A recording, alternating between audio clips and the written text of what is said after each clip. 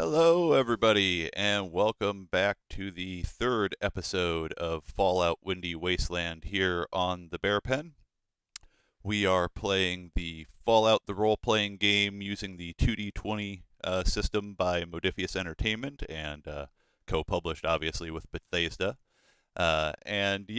We are looking forward to dragging you into our wacky wasteland adventures here. If this is your first time joining us, if not, uh, enjoy the continued story. Otherwise, you can catch up on all of the VODs over on our YouTube. Now, with that said, let me go ahead and introduce to you the cast that we're going to have for you here tonight. We'll go ahead and get started with Danny. Go ahead and tell them a little bit about yourself and who you're going to be playing here tonight and how people can find you online. Hi, I'm Danny Moth. You can find me at MXMoth on Twitter and Instagram. I also moderate for Lou Boffin's channel. So if we're not doing anything on the Bear Pen and you like D&D, I'm playing Aiden Ellis, and she's a big bruiser and she's ready to punch some people tonight. So hopefully I get to punch some people tonight. I wouldn't be too surprised with where we left everything off in the last session, so it seems like a good possibility. And next up, we have our other Vault Dweller this evening, Ari. Why don't you go ahead and tell them about yourself and your character and where folks can find you online? Guys, I'm Ari. If you've been following the Bear Pen for a while, you've seen me over here. I play Elijah on Blood on the Bayou, and I do various other games here on the Bear Pen. I'm also over on the TTRPG Cookout, or the Cookout TTRPG. I always say that backwards. Where I'm in a couple of campaigns over there. But here on Fallout, I am playing Katya, the mother hen who just wants to go home to her kid. And if you want to follow me on Twitter, it is Small Shadow Snack. Yes, Ursa, I am the #1 possum mama, and that is what's all on Twitter. It's possums. I'm sorry. Nothing wrong with possums. They're absolutely adorable, and everybody should go ahead and give you a follow. And moving on, we obviously this evening are down one player. Mac unfortunately won't be able to join us tonight, but we do have a brand new cast member who's going to be joining us moving forward. To start off with, they'll be reprising the role of Jack in place of Adrian while we finish off the last little story bits that are associated there. We've arranged that all behind the scenes with the players involved to make sure everybody's good with it. But they will also have a new character that will be getting introduced a little bit later into the session. So with that in mind, Winter, why don't you go ahead and introduce yourself, tell people a little about you and your character, and where they can find you online. Absolutely. My name is Winter. You can find me on Twitter at gmistresswinter.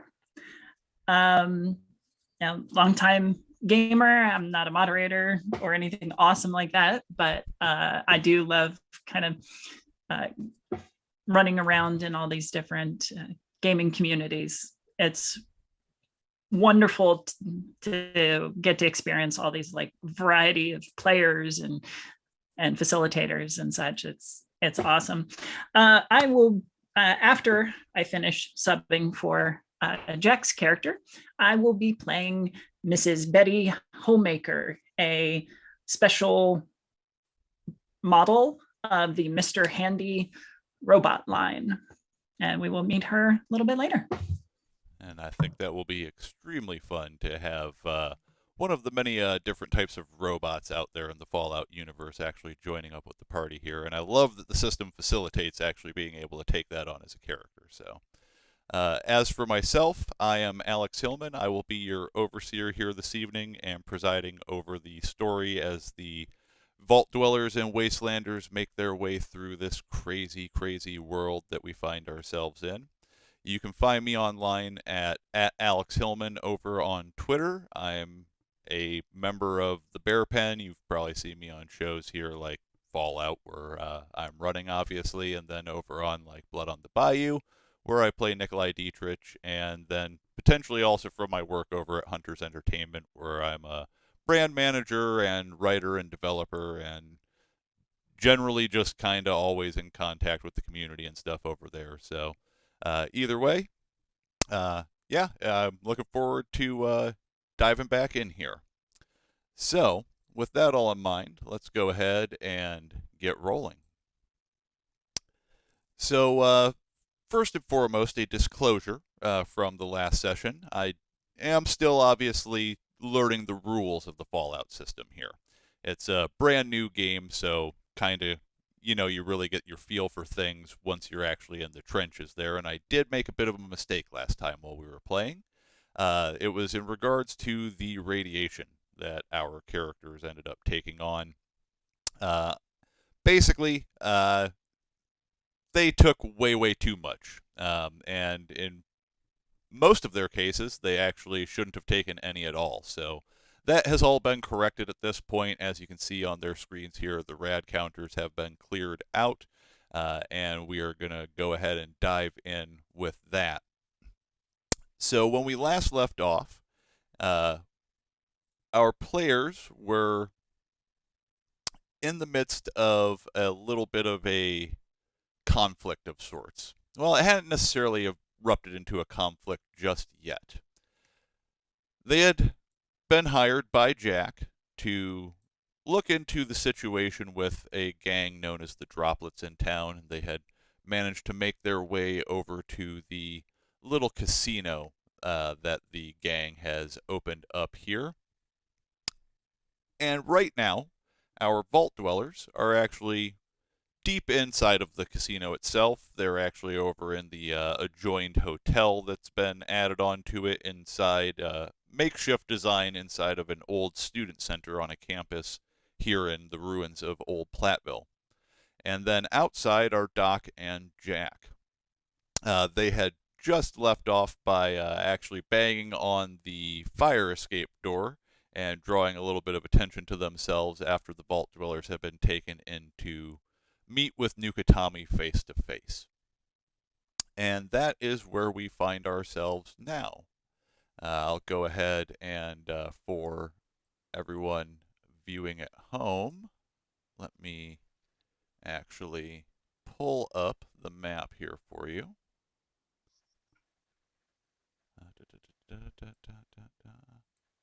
Oop. There we go. We need... Got to just make a quick adjustment to the map so that our characters are all in a visible spot.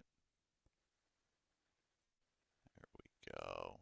That's looking much better. All right, so for everybody playing at home, and we've updated the map as well with the zones that the hotel is comprised of, since that feeds into the combat system. So as you can see here, the vault dwellers themselves are in a room down at the far end of a hallway with Nukatami and one additional raider in the room that had escorted them through the casino to this location. So Nukatami is a young man. He's in his mid, maybe late 20s, you'd guess, if you had to. He's dressed in a rough and rugged kind of post-apocalyptic garb. You can see some tough, ragged clothing underneath these road leathers that everybody else in the Droplets seems to also wear.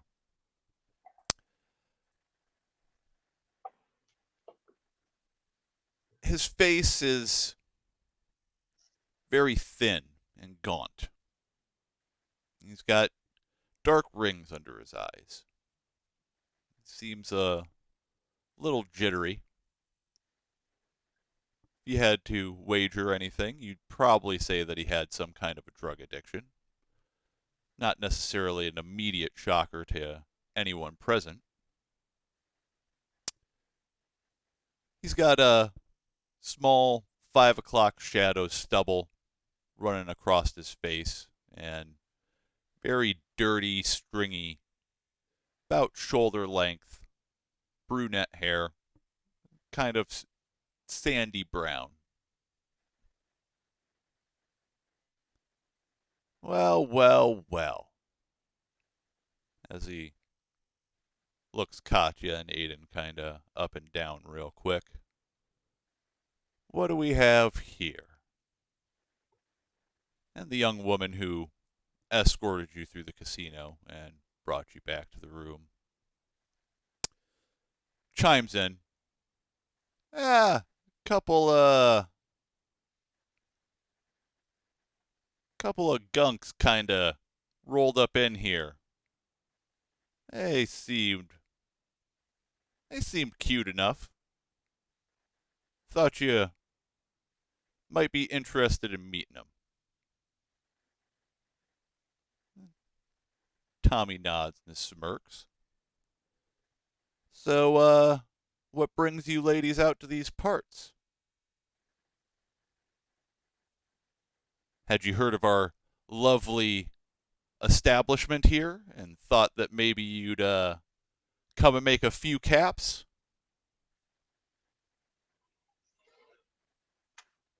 Sure. I mean, who hasn't heard of it? Oh, that's good. Glad word's spreading quickly. See, we just opened up recently. Yeah. You have a lot of amazing stuff in there. Oh, yeah. Yeah, we sent a crew down to the ruins of Old Dubuque. There were a bunch of casino boats that used to hang out on the rivers back before the war, and we were able to strip a few things out of those and bring them back up this way. Get things set up in a bit nicer of a locale. That place is just an absolute shithole. So you're just here for a little bit of fun and excitement, a little bit of gambling, is it? Yeah, look, we heard it. You guys had made this place here, and it seemed interesting, seemed a little exciting. And at this point, the young woman that had escorted you through turns and begins heading out of the room back into the hallway. As she's going to shut the door, Tommy kind of looks past the two of you. Hey, Ellie. Tell them dipshits out there to go ahead and get a couple tables ready to go here. Make sure the slot machines are running. We'll get these ladies some chips and let them get their gamble on. Make sure the bar is ready to go too. I'm sure they could use a drink. She kind of rolls her eyes a little bit and slams the door behind her, and you can hear her stomping off down the hallway, muttering a bunch of shit under her breath. Meanwhile,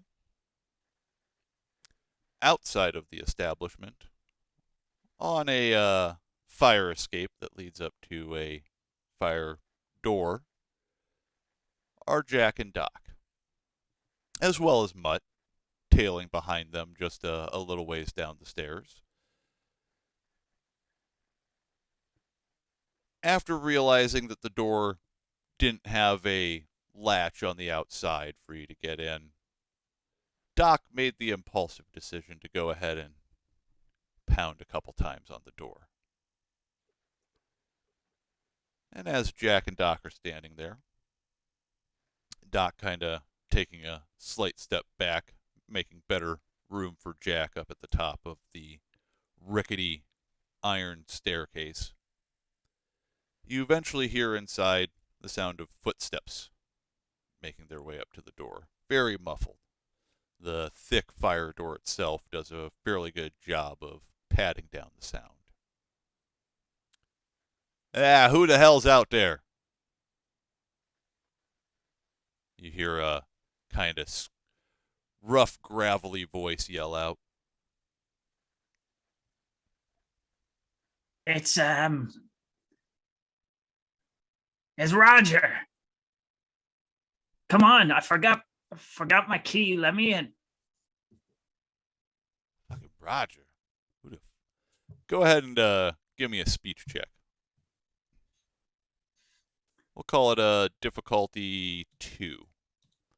Now, as a reminder, if you do want to pick up any D20s or anything like that, you do have a couple action points in the collective pool right now. There are 2 available to you at the moment. No, not using any this time. So now this is first time using this. So I clicked on the skill, 2 dice, correct? Correct. And then we roll away. And look at that. You ended up getting 3 successes actually on that. That's a phenomenal roll. With that, that's actually going to get you guys an additional action point. So I'll go ahead and update your action point total on the sheet here for you in Roll20, as well as on screen for our audience viewing at home. So that will bring you up to 3 total action points now that are in the pool. And after a second of you hear like muffled bewilderment to some degree, and then eventually, why the fire door? Just, whatever. And you hear him start pushing on the door, and at this point, it seems that the door obviously has, over years of unuse, has kind of rusted up, and he's having a bit of a challenge opening it, but eventually he does kind of shove it open and comes face to face. Yeah. as he finally shoves the door open, the gun comes up into his nose. Hi. All right. You're going to get a sneak attack round on him to kick off combat, so you're going to get to take an entire turn first, which means you get to take 1 major and 1 minor action. Okay. And you are going to get a bonus die due to the surprise nature of the situation. So when you make your skill check, which I assume will probably end up being for a ranged attack, you'll be able to add 1 additional D20 to that, so you'll have 3 instead of 2 without any action points spent. Okay. Yeah, my Roll20 just X'd out for some reason. No worries. All good. All good. All right. So surprise round. Yeah, I'm gonna pull the trigger on that one. It's too good to pass up. All right, go ahead and give me a small guns check, and remember to use your extra die there. Is he kicking me out again? Oh, it's being weird. Sometimes Roll20 fights with you. It's just Oh, let's fight me today. That's how it goes.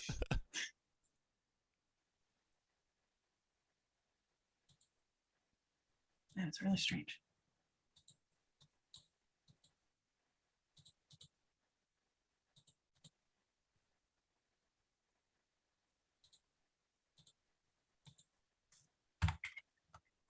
It keeps defaulting to 2.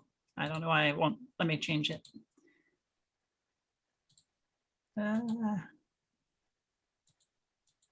Technical difficulties.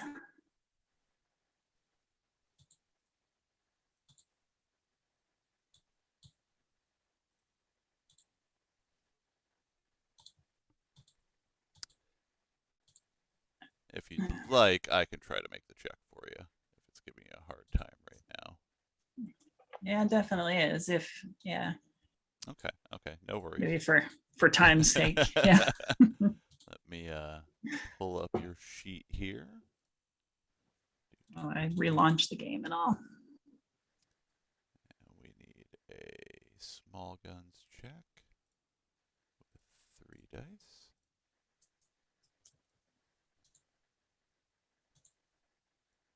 The gremlins don't care who you are. They're just going to get into stuff no matter what you do. Mm-hmm. All right, so that's 4 successes on that check with 2 effects, 2 crits on that. So let me see. We've got Raider 4 here. Let me just double check his stats real quick. Okay. So you're going to get a couple action points out of that, and we'll be able to make a damage check on there as well. Were you able to reload back in yet? Doesn't look like it just yet. Yeah, no. No worries. No I'm gonna worries. try a different browser. Maybe it'll help. I can get the damage check done as well while we're waiting. I assume you were using the double barrel shotgun, correct? Yes. Okay. Oh my, that is gonna be nasty. I like that. Okay.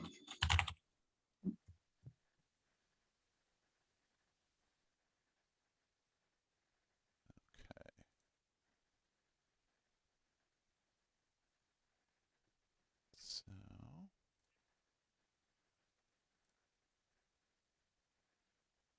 double check all of the. You've got a couple effects on that weapon.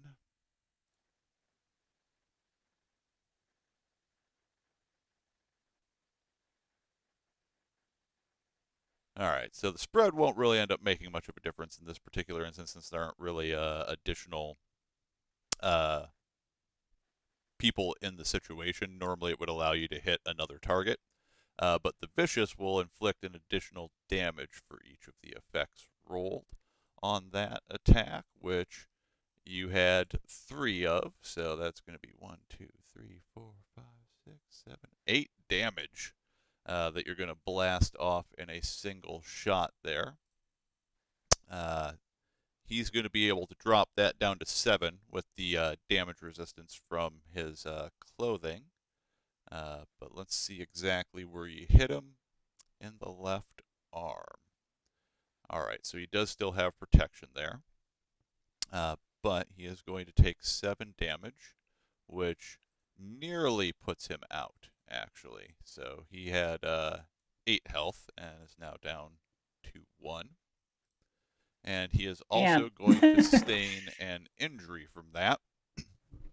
I would hope because so. he took enough damage in a single hit to facilitate an injury. So I'm going to also rule that is going to stagger him back a couple spaces into the zone so that he's positioned a little bit further away from me now, but heavily damaged. And with that in mind, we are going to enter into combat because even the Vault Dwellers off in the room down the hall and Nukatami clearly heard the shot ring out in the main foyer area there. Now, I will also say that as the raider starts stumbling back a little bit, Jack, you were able to make out that the raider, the woman that had left the room, is now also in kind of like the main foyer area here. At this point, she's armed with just a, I believe it's a tire iron, but let me double check that. She might be the one with the machete. She is the one with the machete. Okay, so she has a machete and road leathers on as well. So there are 2 raiders there. The one that you just shot has a pipe gun that they are armed with. It's good to take out the ranged guy first.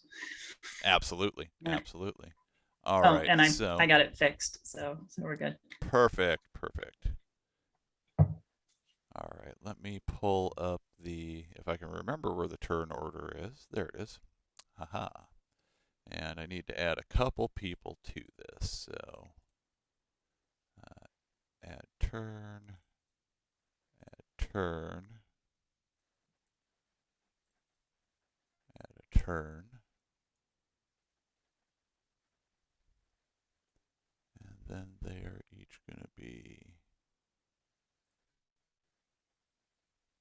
11s and 12. Okay.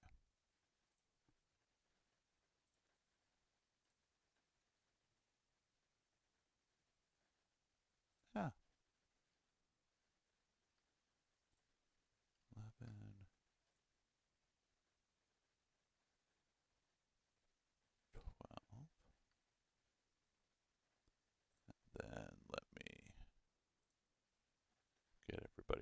spot here. Okay. So, as it turns out, Jack, I don't know, I have you on there twice. There we go. Jack is going to be acting the fastest, along with Mutt and Doc. You each act at a 15. Since I'm going to be NPCing Doc here, I'm going to let Jack go ahead and go first. Just kind of makes sense to me. And you'll also have control over Mutt in the situation as well. Now, with the fact that the door has been opened, it has actually shifted the zone color between where you're at and the main room here. So instead of it being yellow, which would normally cost you an action point, it's actually down to a green, so you can freely move if you want from the staircase into the actual main lobby area there with a move action. Yep. And the move action, is that a minor or a major? That is a minor. You do have the option to sprint if you want to try to go more than a single zone through the area, and that's a major action. But yeah, you can do a regular move to go from one zone to the other for a minor. Yeah, gotcha. As far as the shotgun, was that just one barrel, or do I need to spend an action to reload? There is no reload in the Fallout tabletop RPG, actually. What you will want to do, though, is drop yourself down 1 point of ammo because you have expended a shot. Okay. 1 point of ammo. So I've just blasted this raider.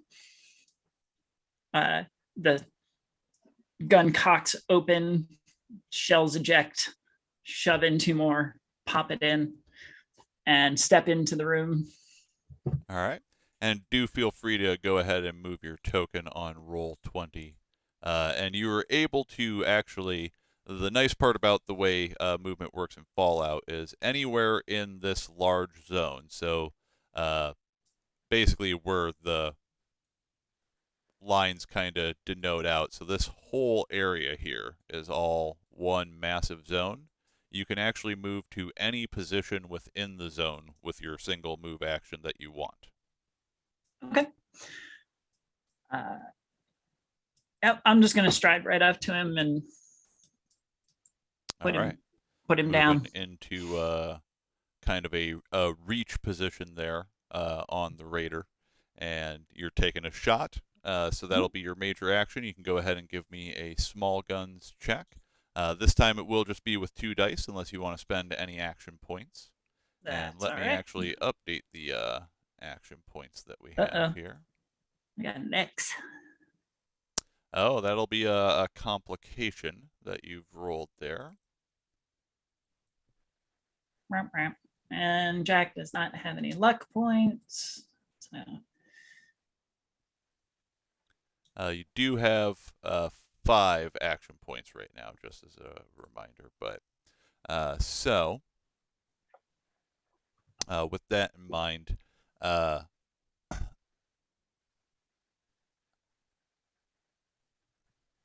gun itself is going to take some damage as part of the complication. Now, that won't affect this particular shot, but what it will do is it's going to reduce the damage by 1 on any subsequent shots until such time as you're able to actually get the gun repaired. So, with that, let me just double check. So you did get 1 success, though, which does actually beat the defense of the raider. So you can go ahead and roll your damage. And to do that, you just click on the little Pip-Boy face next to the damage number, and it'll actually spit it out. Already up there. Awesome. Oh, good gracious. So, 2, 3, 4, 6, 7, 8. Another 8 damage that would reduce down to 7. So that is obviously going to just instantaneously blast this guy to bits. So let me go ahead and we'll just give him a little red X. Chunky salsa. Mark him as dead. I won't even bother updating his hit points. He's just going to be iced. So he'll actually get blasted back a space there as well. So he is kind of blasted out on the ground there. One raider down. That'll bring us to Doc, who is going to go ahead and make a move into the room, I think. I'm going to double check real quick what Doc's weapons are, since obviously I don't play the character on a regular basis here myself. He might need to actually stay at a distance now that I think about it. What do you have, Doc? Hunting rifle. Okay, so yeah, he is actually better from a zone away. So he is going to maintain here on the fire escape, and he's going to try to take a shot over at Raider 3. And let me make his check. I'm not going to use up the action points because I don't want to use the player's action points for someone that I'm NPCing, so he will go ahead and just do it with the 2 dice. And he does manage to get 2 successes. So that is definitely going to be a hit there. So let me go ahead and roll his damage. Oh. Not a ton. That was a bit rough of a roll. Let's go ahead and see where that hits as well. It's going to be torso. So that'll be 2 damage that raider actually is going to end up taking. Well, we did forget about Mutt too. Or is that a action to command? What's that? Mutt. So Mutt actually you can now normally with a companion you're supposed to do a command action on them, so they kind of take your turn unless you buy another action. But I think there is something different with dog meat specifically. If you want to double check the perk in the book, because I think that he may be able to act. Yeah. For now, I will skip past him, but if we need to, we'll just slot him in and let him interrupt others as well as necessary if we find out that he is supposed to act there, because I kind of have a feeling that he might actually supposed to act. But that will actually bring us in the turn order over to Katya first, and then Aiden. So let me go ahead and shift our focus back so that our audience can see what's going on here. So you guys are back in the room, obviously, with Nukatami. And as I said, you did hear the gunshot ring out very clearly throughout the building. So he immediately kind of goes into a state of high alert and is going and starting to reach for his weapon. What do you want to do here, Katya? What is that? The weapon that he has? No, she's pretending she heard this, being surprised. Oh, trying to feign innocence here. Gotcha. Okay. And so I'm assuming you're not drawing a weapon, you're just trying to, Okay. She just looks surprised.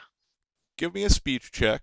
Do God. it, it's going to be a difficulty of 1, so you do need at least 1 success on the check. 2 dice, right? Yep. Unless you want to spend any action points to get additional dice. There are 5 in the pool right now. It's good. It's fine. It's all fine. It looks like I got 1. Okay. So he's not immediately suspicious of you at this point. What do you want to do for your minor action? Because you'll also be able to do a minor action as well. I'm trying to remember what a minor action is. We do have a handy list of them on here. I know. Where's my list? Where's my list? Should be in Right. your rule summaries. There should be major and minor actions in there for you. Pulling this up and pulling it out. It's fine. It's all fine. She's gonna like just step back a little bit because she's uncertain. Just kind of moving back a little bit closer to Aiden there. That makes sense. All right, and that will actually bring us to Aiden. So I obviously Katya has immediately stepped back and is kind of playing the fool here.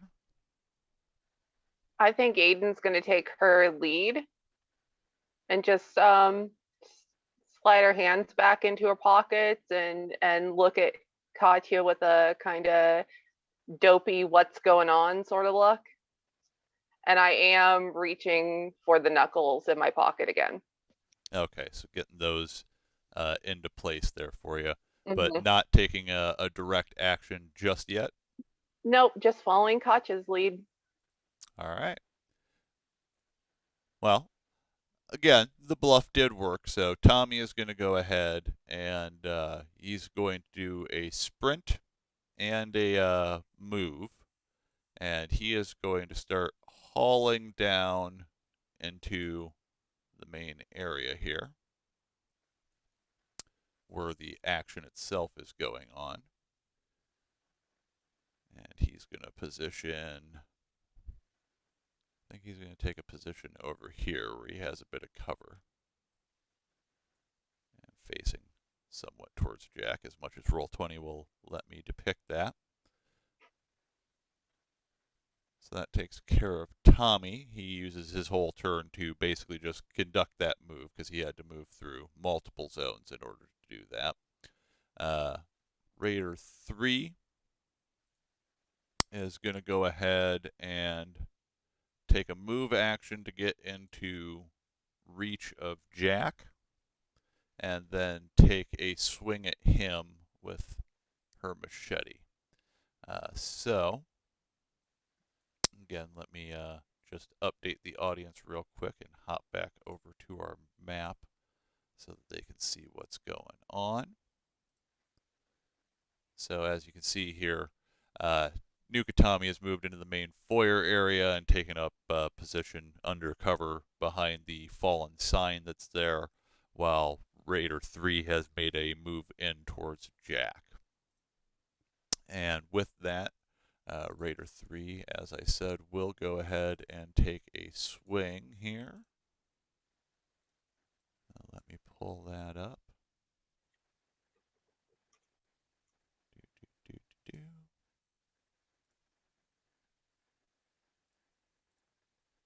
All right, so that is 2 successes. Jack, what is your defense rating? It's 1. 1.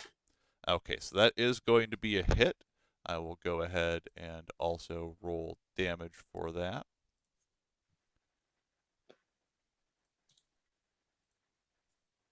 All right, so that is going to be an effect.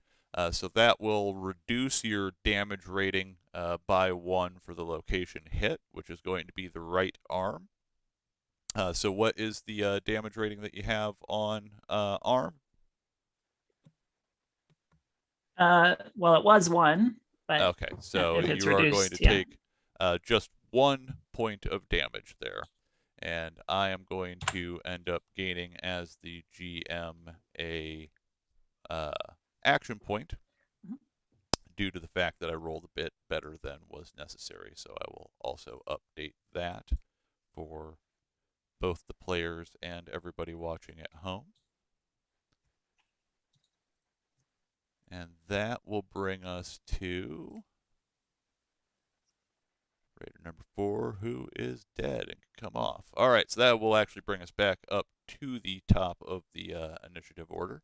However, one thing that I will point out is that you all here over on the staircase leading out into the main casino, voices and footsteps come hurrying up there. And 2 additional raiders who had the Vault Dwellers previously saw that they had been outside guarding the main entrance into the building have added themselves into the fray. They'll also be acting on 11s, though, so they will be going towards the end of the round. And we are back to Jack. So, Jack. Ooh, getting a little hot in here. So I think, so I do have to command Dogmeat to do anything other than assist. Okay. That said, you can still get a free assist out of that. Mhm. Which I believe that should let you add 1 additional d20 when you're making your attacks. Okay. Give a little whistle.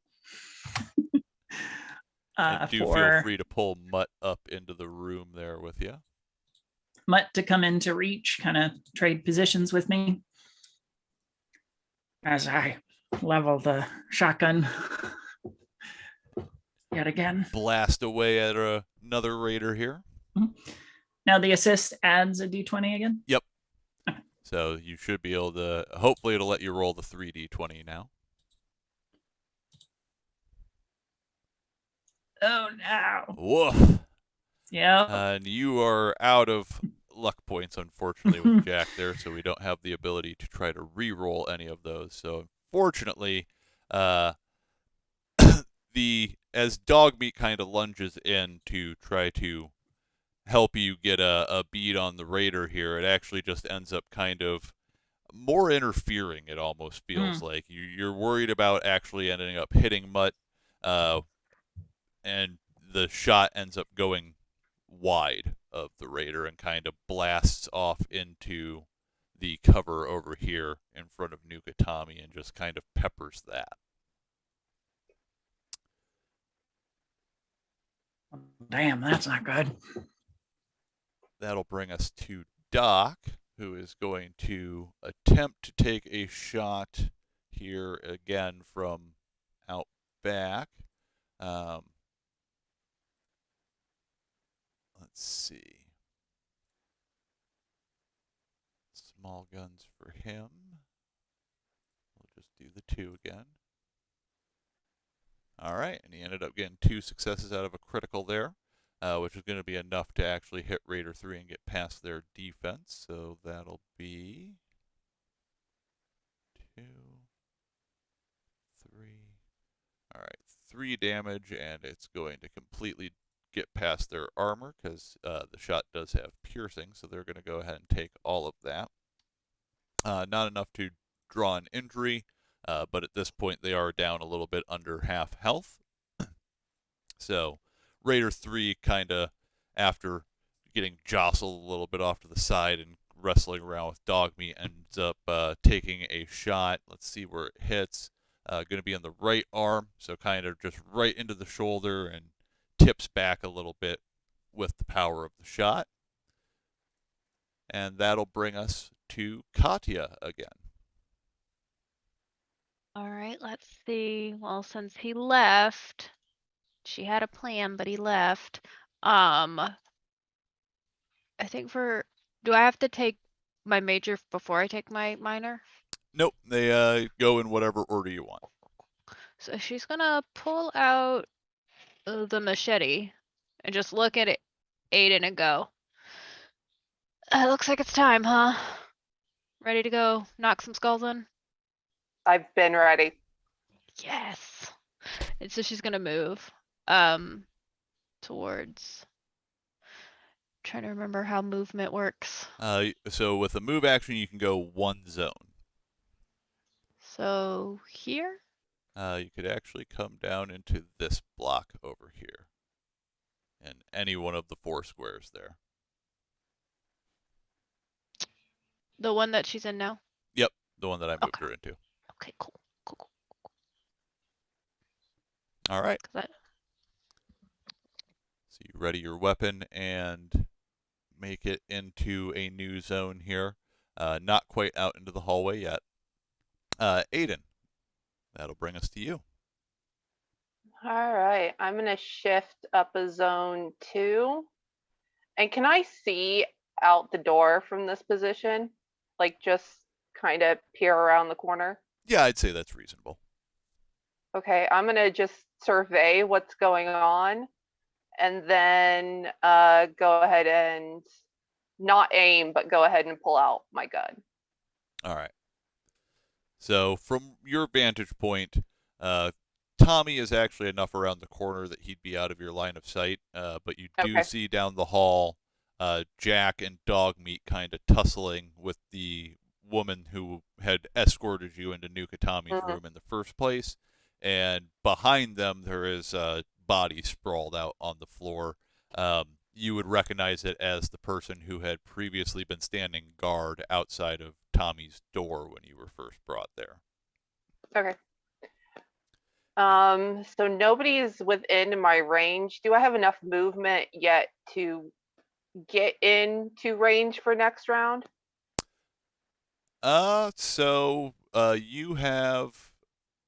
You're using an unarmed weapon.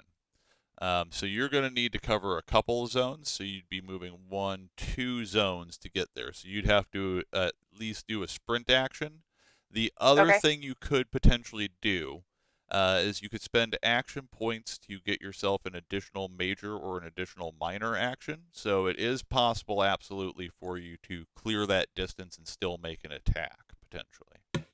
I just want to clear the distance this round.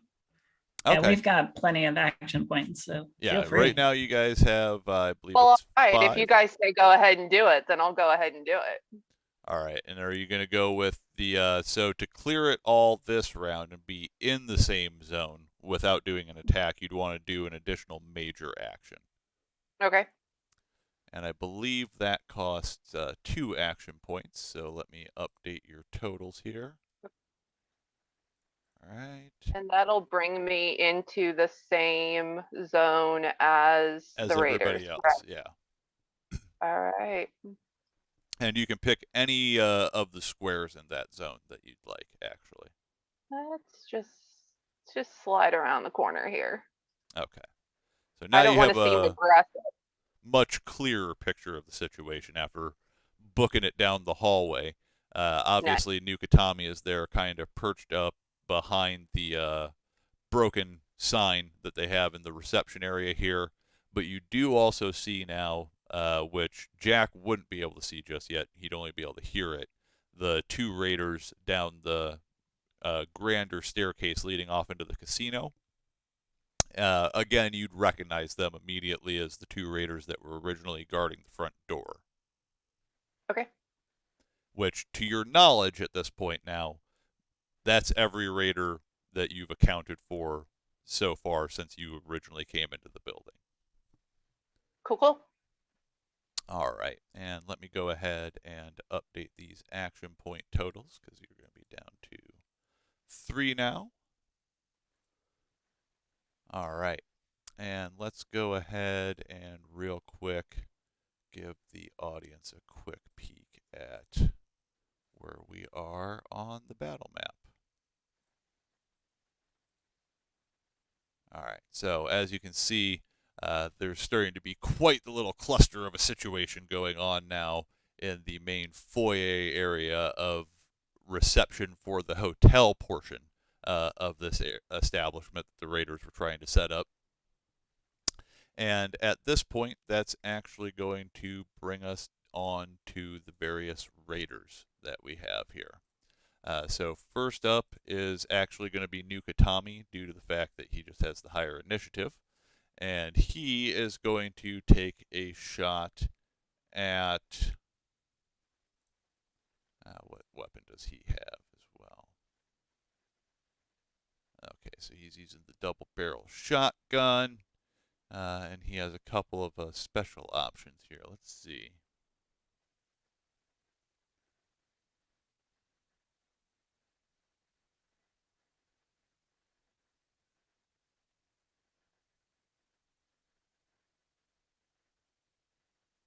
Okay. So for his minor action, Aiden, you'll see this clearly. Nobody else necessarily will. He kind of fishes around inside of his little one of the pouches on his road leathers, and he pulls out this janky looking kind of contraption that has a syringe coming off of it. It's not like a stim pack like you've seen in the vault or anything like that. You're not quite sure what it is, but he jabs it into himself, and you see his eyes widen up immediately, and he's like, "Yeah!" Would I know what it is? Is this a buff out? No, it is not buff out.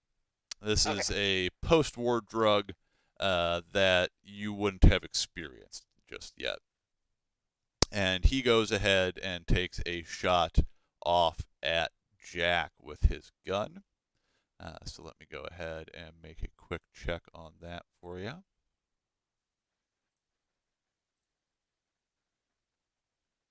All right.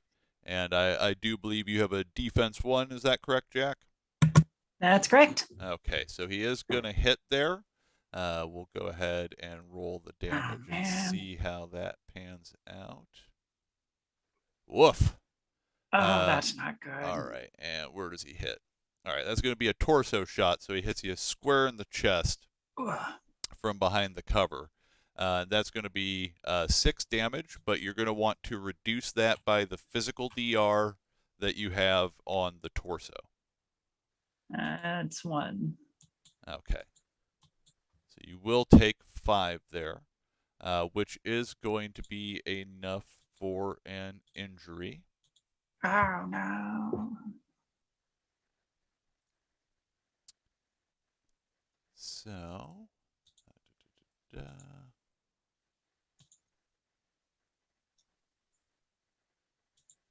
don't think I put injury rules on our little list yet, so let me see if I have them on here. I was just looking at them.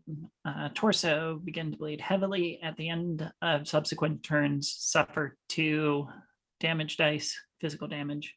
Okay. Ignoring damage resistance. So we will obviously need to get that treated as quickly as possible. Yep.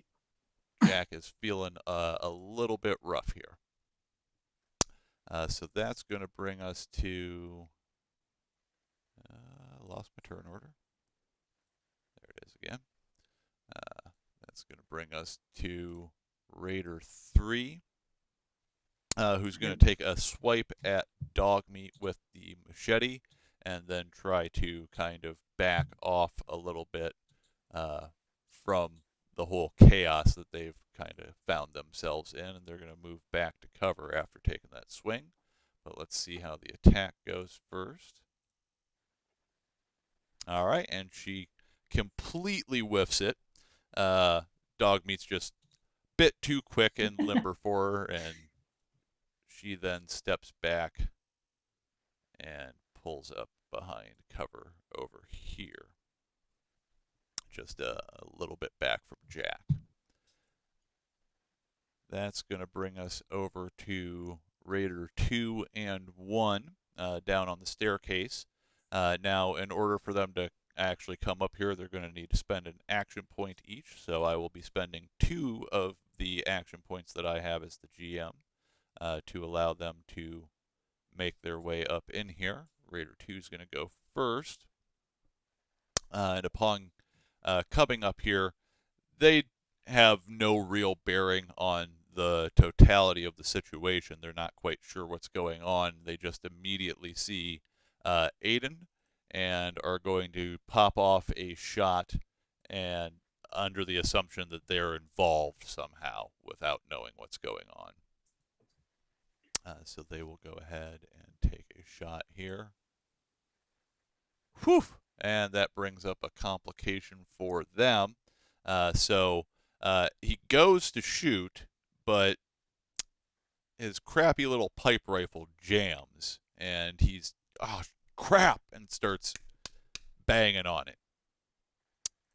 The other raider is going to come up, and they are going to take a shot off at Jack across the room.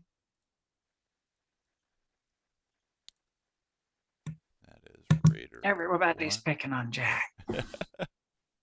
Oh, Jack's the one who came barging into the room, to be fair. That's true. Woof! They are not rolling so hot, so complete miss. I'm The okay with bullet this. just goes and bangs into the wall kind of along the side of you there, Jack. And that will bring us back to the top of the initiative order once again. So we will be back with Jack here. And what are you thinking here, Jack? I'm in retreat mode. I need a medicine man. All right. I'm going to what is minor action to move back a zone. Yeah, just for going one zone, absolutely. And is it so? It's I imagine it's a major action to use a stim pack. Do I still have to like draw it? No. The major action accounts for the fact that you're drawing the stim pack as well. Okay. Then I am pull out this nice shiny syringe. I don't know about shiny, but and jam it into my gut. All right. And back treat to the injury. Staircase there. Yeah. Now, if you want, you can actually, with your move, you could technically even get around the corner because you could be anywhere on the stairs that you want. So if you want to break line of sight with everybody, that is absolutely viable. Okay. Yep. All right. And go ahead and apply your stim pack there, obviously, to your health points. Yeah. Well, it says heals 2 or treats 1 injury. So are you going to go for the injury? Injury. Yeah. Makes sense. Absolutely makes sense. I don't want to bleed out. Can't say that I blame you. All right. So that'll take care of Jack, which is going to bring us on to Doc. So Doc is going to go ahead and I think he's going to just try to finish off Raider 3 there. So we'll go ahead and make a check for him and see if he can do some damage here. Let me pull Doc back up. Got so many character sheets that I'm using tonight. Again, since I don't want to use the player's action points, he'll just use his standard. He does actually manage to hit, however. So let's see what we get here. So it's going to be 3 damage, and it does have piercing 1. That's going to be in the left arm, so Doc has peppered both of the Raider's arms there. And that is going to drop this Raider down to 0 health.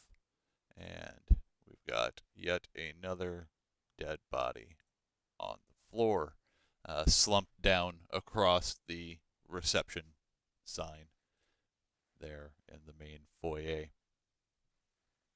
That will then bring us to Katya.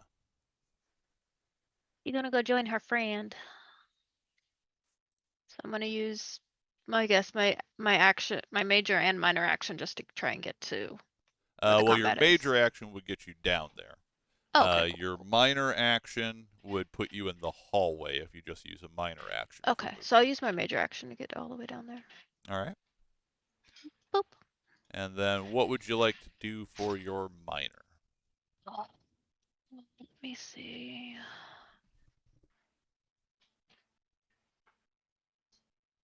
I think she's just gonna get ready to hit someone whenever they come close enough. All right. That is fair. All right, so Katya has now made it into the main room, and that'll bring us over to Aiden. Well, this wasn't what I had planned, but this guy shot at me. So I'm going to go over to him and punch him in the face. All right.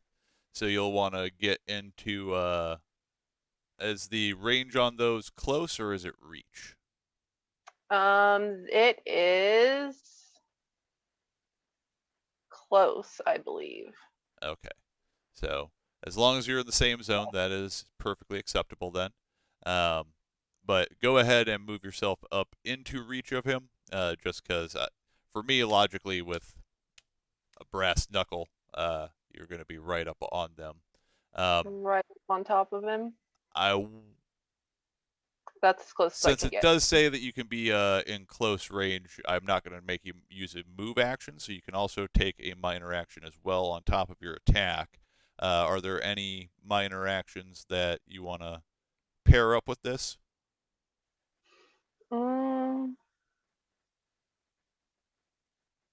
No.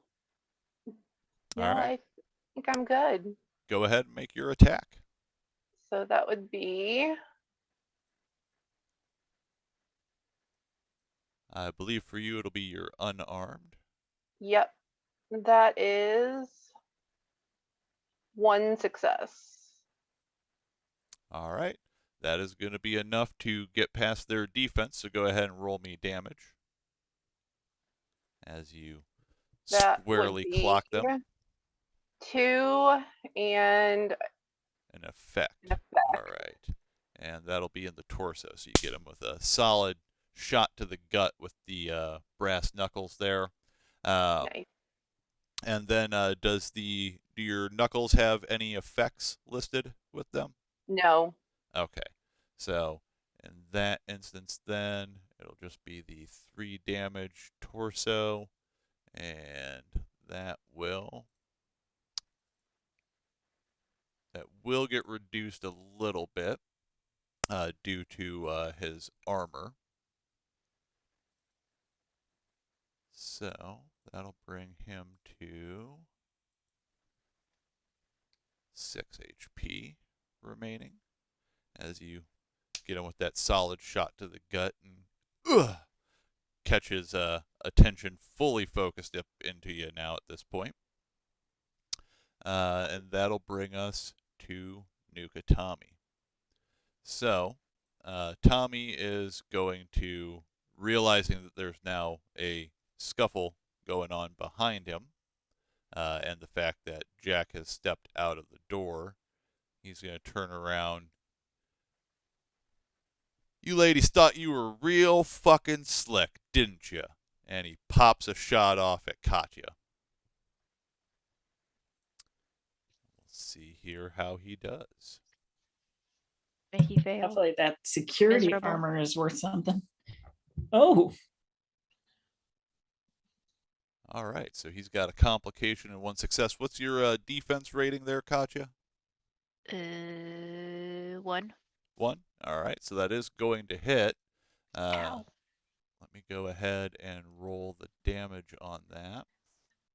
Much ow. All Ow. right, and he does have an effect here. So that means with spread, this is also going to hit Aiden. So you're both going to take some damage here. For Katya, it's going to hit you in the torso, and for Aiden, it's the left arm. And the total damage is going to be 1, 2, 3, 4, 5, reduced by the damage resistance that you have for the area that you were hit in. So for Katya, that'll be your torso, and for Aiden, that'll be your left arm. So how do I determine that?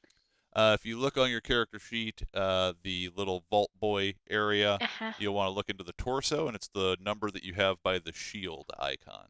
That's a 2. Okay. So you'll take 2 less damage. You just take 2 damage there, Katya. Okay, cool.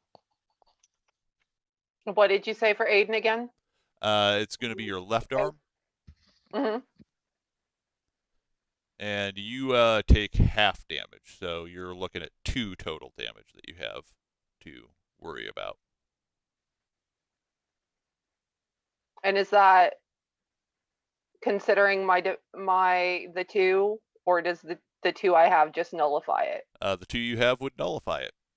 Okay. So You do get That's clipped in the unfortunate. arm, but it doesn't actually cause you any damage. It's just a couple pellets essentially kind of pepper you as Katya takes a shot from Tommy here. And that will bring us to Raider 2.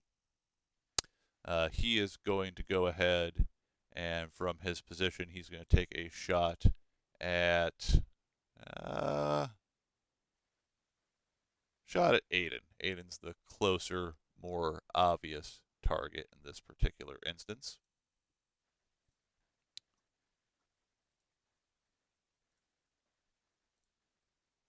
Woof. All right, so I'm guessing that definitely beats your defense because I'm assuming that you have a 1. Yep. Okay, so I'll also gain 2 action points, which will negate the action points that I spent getting them into the room. And we'll go ahead and roll damage on that pipe gun, which is going to be... All right, so you're going to go ahead and take 3 damage that hits you in the right arm. So again, go ahead and remove any damage resistance you have for your right arm. Okay. And then we have Raider 1, who, after Aiden came up and smacked him, is also going to attempt to take a shot at Aiden.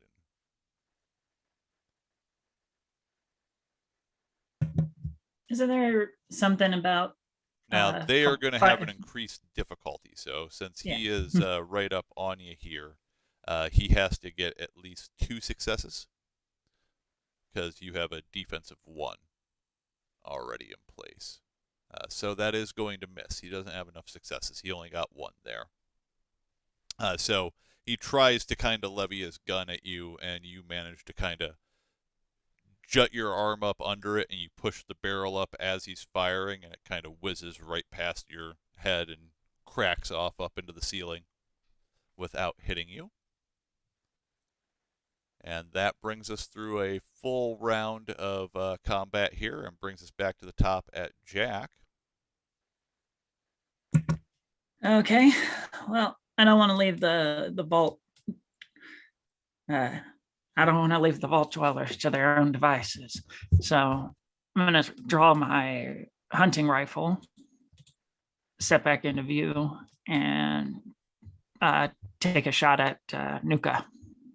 All right, going for Nuka Tommy. Now, he does have 1 cover since he hasn't gone prone, so that is going to raise the difficulty to hit him to 2.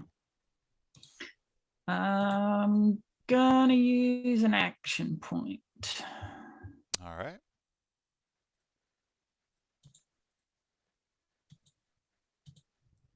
I'll bring y'all down to 2 action points remaining.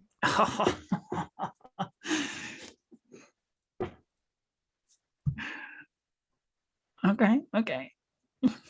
All right.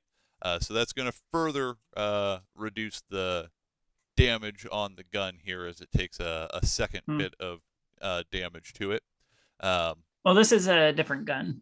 Using a different gun? Yeah. Okay. Yeah, I was doing the rifle. Gotcha. Okay, so this one is also going to be damaged here now at this point. Yeah. Which will, on the next shot, reduce the damage by 1. But for this shot, you will get to go ahead and use the full damage because you do hit. It is piercing 1. So if you roll any effects, then that will reduce the armor that he can apply to it. And you definitely did roll some effects. Let's see where you hit him. Pew. Right arm, and we got 1, 2, 3, 4, and we'll reduce his armor by 2. So let's see. That might be enough to get past his armor entirely. Yes, it does. I'm breaking all of Adrian's stuff. That's all right. He's got the caps to fix it up. So that will drop him to 10 HP. All right, so we knock 4 hit points off of him as you manage to catch him just barely able to clear the shot over top of the reception sign there and get a good bead on him. That brings us to Doc, who is going to also take a shot here because I think he just has line of sight technically on Tommy. So we'll see how he can do with that.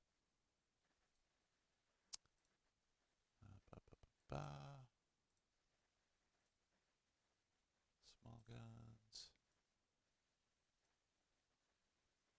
Okay, unfortunately, with the extra protection that Tommy has from cover, and since I'm not trying to eat up y'all's action points with NPCs, he is unfortunately going to miss as the bullet just kind of claps into the sign there.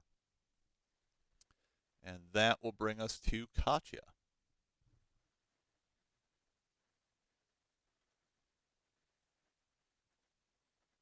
Aiden's got her hands full with Reader 1.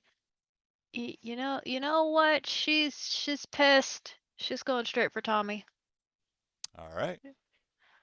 She's gonna try and hit him with the machete. Whale him with the machete. Yeah.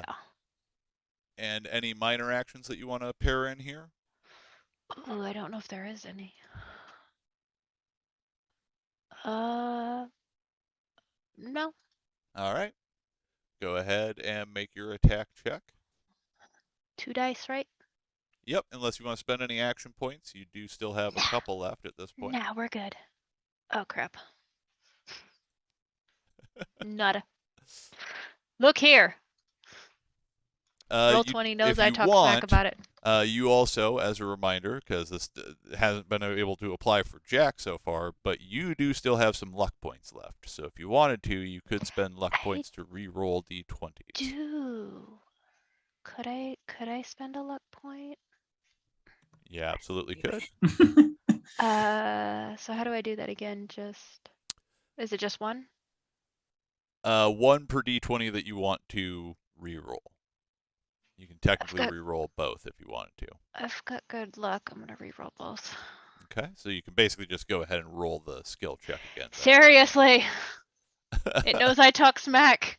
It knows I talk smack. Oh, that's rough, and we have to keep the second roll, so we do have a complication there. So I'm going to rule that as you swing at Tommy and he manages to duck down and the machete embeds itself into the sign and it's stuck. You're going to have to spend an action on your next turn to actually get it unembedded from the side of the sign.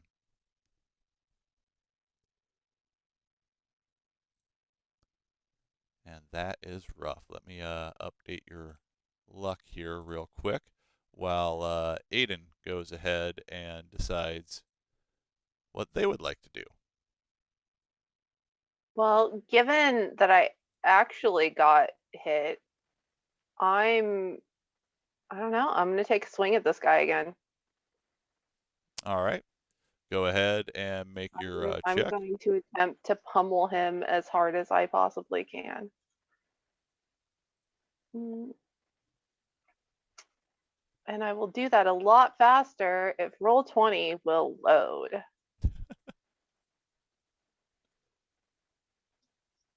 Now, let's see, you got a crit on that one, so that's 2 successes. And this also doesn't take into effect that my strength is now 2 points higher. So would that actually tie for what I need on? Would that be 2 successes? My strength is a 10 now. I took damage, okay. So adrenaline rush kicked in. So yes, that would be an additional success. So you would have a total of 3 successes there, which is going to be, I believe, let me just double check it here. Defense 1. Okay, that's going to be 2 more than what you needed, so that will generate 2 action points for the crew here. And you are going to be able to go ahead and roll damage as well. That is 2 and 3 total because there's no effect on the knuckles. Okay, 3 total. I'll go ahead and get a hit location here for us. So you managed to clip him in the leg there. That's a weird choice, roll 20, but I respect it. Why not? Why not? Okay. And that he Trying to does break his have knee. 1 damage resistance there, so he's going to go ahead and take an additional 2 damage here. So that'll pop him down to 8. Were you attacking Nuka or the raider? The raider. Oh, my bad, my bad.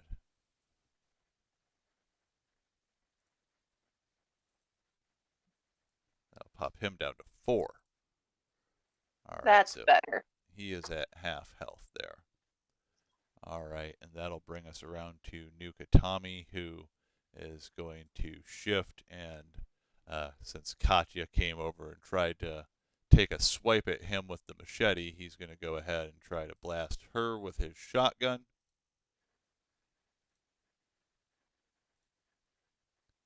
That is 1 success, so that is going to be a hit. And that is going to be a painful hit to the left leg. So Ow. that is going to be 1, 2, 3, 4, 5, 6. So that's 6 damage to the left leg. So I reduce by 2. And then, 4. Right? yep. Ooh. And I'm going to go ahead and rule, since there's nobody in a logical position for that spread to potentially hit, I'm going to actually have the spread be negated in this particular case. And then he is going to take his move action to start falling back, actually. And that'll bring us to Raider 2, who is going to, take an aim action to get an extra die here and take a shot at Katya. So that'll be...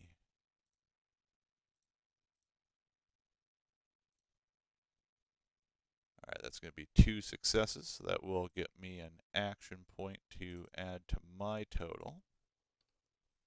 And as a reminder, since I am now up to 6, there is a difference between action points for the Overseer and action points for players. Players are capped at a pool of 6, whereas the GM can have an infinite amount of action points available in their pool potentially.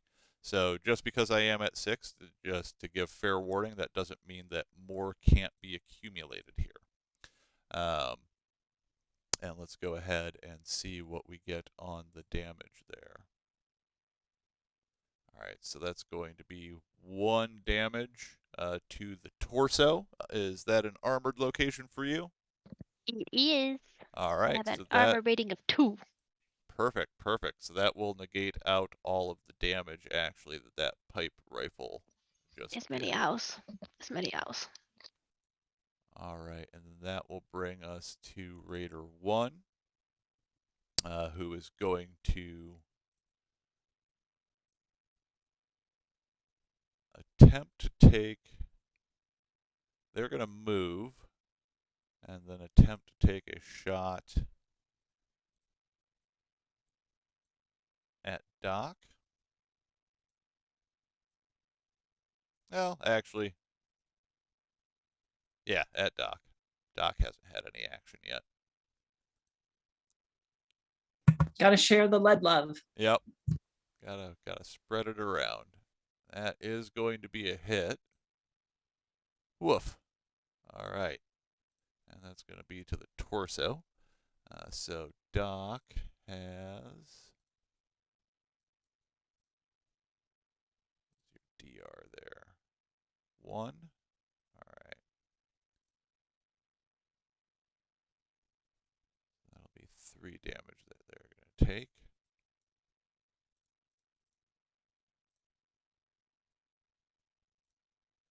As they catch a slug to the chest that whizzes right by Jack, just right under his arm, that as he's got the rifle lifted up from the previous shot there. And that will bring us back up to the top of the turn order. And give me just 1 second to let our audience get a bead on the situation here. And Jack, you can go ahead and start sorting out what it is that you'll want to do here. Okay.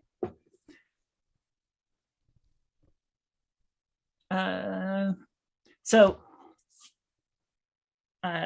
gonna send Mutt in for the assist All right. on Raider 1. All right. And take a shot at it. Sounds good. So you can go ahead and do that with 3 die.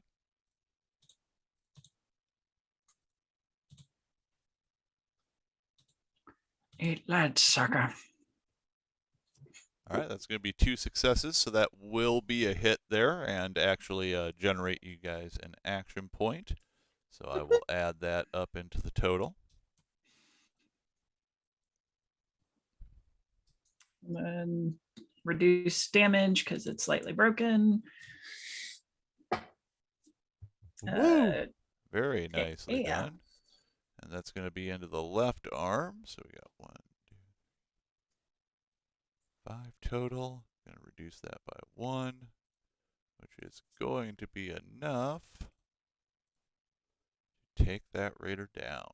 As Dogmeat latches onto the raider's arm and kind of swings him off to the side to pull open a nice clear shot for Jack, who pops it off and catches him right in the other side, right in between the arm and the chest, and it's just enough to send the raider dropping down to the ground with yet another corpse on the floor. Get to cover! We'll remove them from the turn order so we don't forget. And Doc, at this point, is going to shift past Jack using a move action. And I think post up here at cover. And then, even though it's going to be with a bit of difficulty, he's going to take a shot at Raider 2.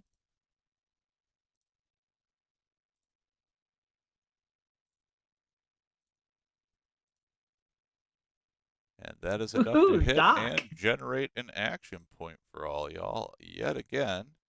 And I will still allow that to count, even though he is in NPC mode right now. So you guys are back up to 6 action points. So you are capped out, so just keep that in mind if you want to be using action points on any of your turns. And then let me go ahead and roll his damage on that.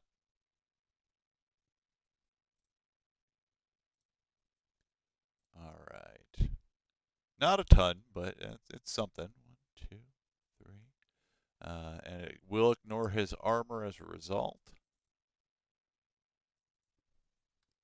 So that raider is going to be down to 5 HP. All right, and that will then move us forward in the turn order here. And Katya, you are up again.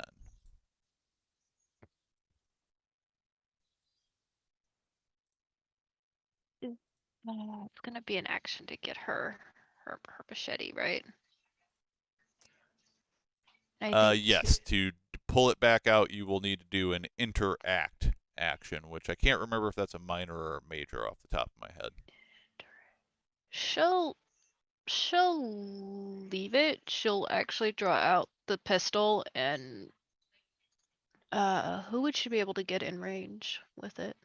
Technically, pistol is close range, so it's anybody in the same zone as you. So both the Raider 2 and Nukatami qualify as being in the correct zone. You know what? He did shoot her a couple of times. She is still gonna try and take out Tommy 'cause she's hard-headed. All right, go ahead and make your attack check there. Do you want to buy any extra D20s? If it would be okay, could I buy one? Yeah, absolutely. You've got 6 action points available here, so feel free. I was checking with my teammates. Let's see. I got 2. All right, 2 successes. That Yes. is going to be enough to regenerate the action point that you spent there. And go ahead and make a damage check for me. I got 2, 3. So does the 10 millimeter have any effects listed in its effects category? nope. Okay, so that's just going to be 3 there, which will get reduced a little bit by his armor. Boo hiss. However, that still brings him down to 8. So he's at about half health now at this point. All right, Aiden, that brings us over to Hi. you. I'm gonna do the same thing. I'm gonna draw and fire on Tommy. And I think since I'm not as good at this, I'm also gonna use an action point. Just one? Yep. Okay. That's 2 successes for me too. All right. yeah. So that'll keep you up at 6 here. All And right. let's go ahead and get a damage check. Let's see where we hit him. Right leg. All right, so that is going to do 5. Very nicely done. He's down to 5 HP here. And then that is going to bring us to Nukatami in the turn order. Nukatami is going to actually spend some action points here, and he flees. So we will actually go ahead and additionally drop him out. Yeah, champ. So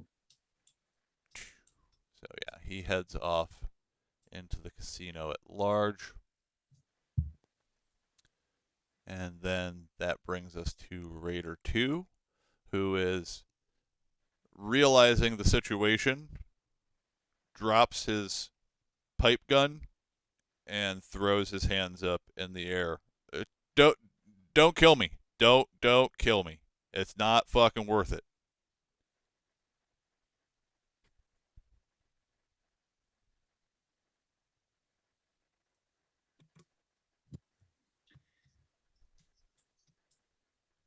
How do y'all respond?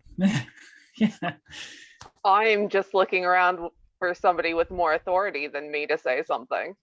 Okay, so Aiden takes a look over their shoulder over to Jack. Jack strides in, applying yet another stim pack to bolster the Healing hit process. points. Yep.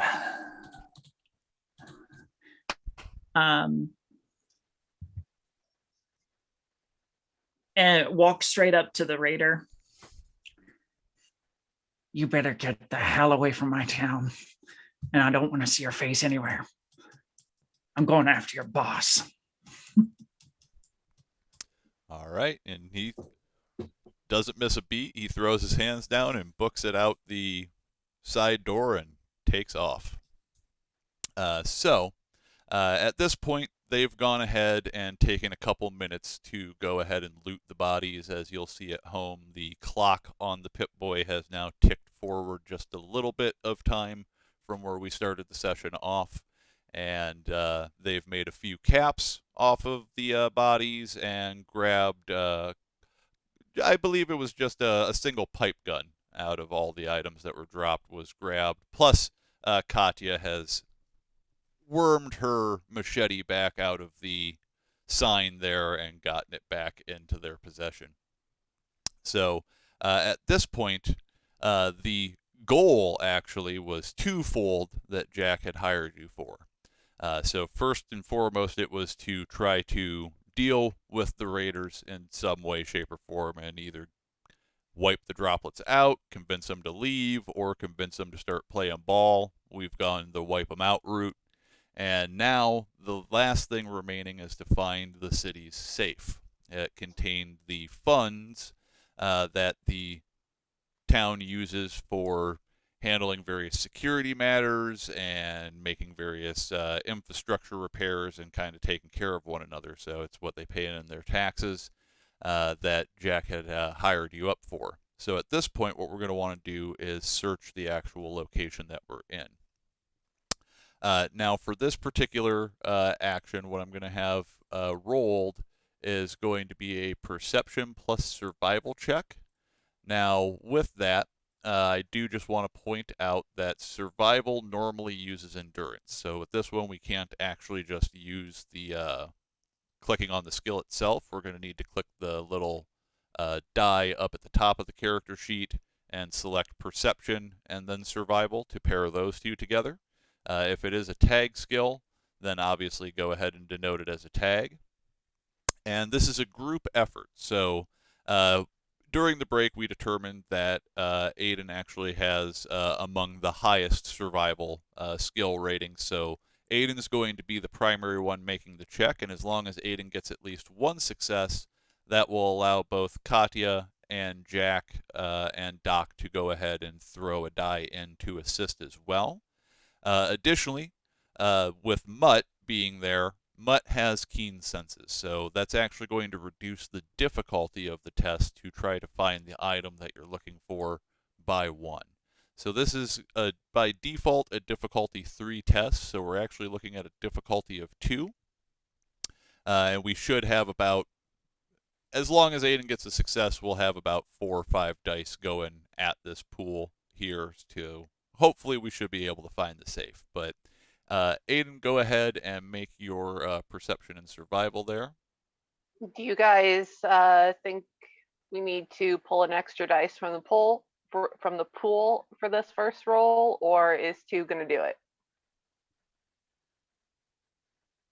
I always say grab one because Roll20 is occasionally a fickle mistress. Well, I And will go ahead and we're throw it talking out about- this way as well. So if you don't want to spend the action point up front, I'm not going to make you.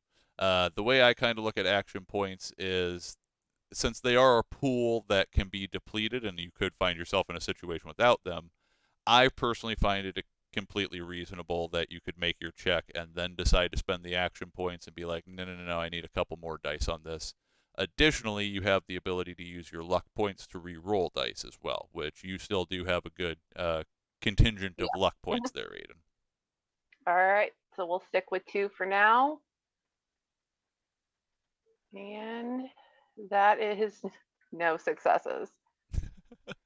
All right, so which route did you want to go? Do you want to go ahead and buy another die from action points, or do you want to use one of your luck to re-roll, or use 2 luck to re-roll on both? Let's use 2 luck. Okay. I'll go ahead and update that on the track while you go ahead and make your check here. Perception and survival.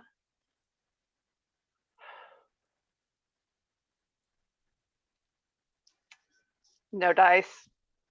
No dice. Wow. It is being rough on us here.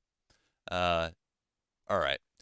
So we do have to keep those results. You can't use luck to re-roll those any further, but if you wanted to, I would let you go ahead and use action points to grab additional dice here. So for 1 additional die, it just costs you 1 action point. For 2 additional die, it would be 3, and for 3 additional dice, it would be 6. We only need 1 success for somebody else to pop in, right? Yep. Third time's a charm. Let's try it with just 1.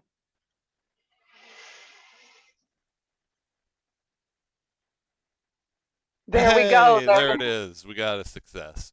All right, and let me go ahead. I will update the action points here while both Katya and Jack go ahead and make your checks as well. You're going to be doing perception and survival as well, so you'll use the little 20-sider up at the top of the character sheet to select the appropriate attribute and skill, and you just want 1 die there. Oh, Perception and I rolled 2, survival. but either way, I didn't get any successes. Gotcha. Perception and survival. And we just got 1.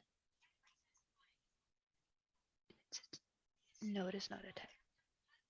Yay! Another one. And we'll have Doc roll just to see what they would have ended up contributing here. Perception and survival with 1 die.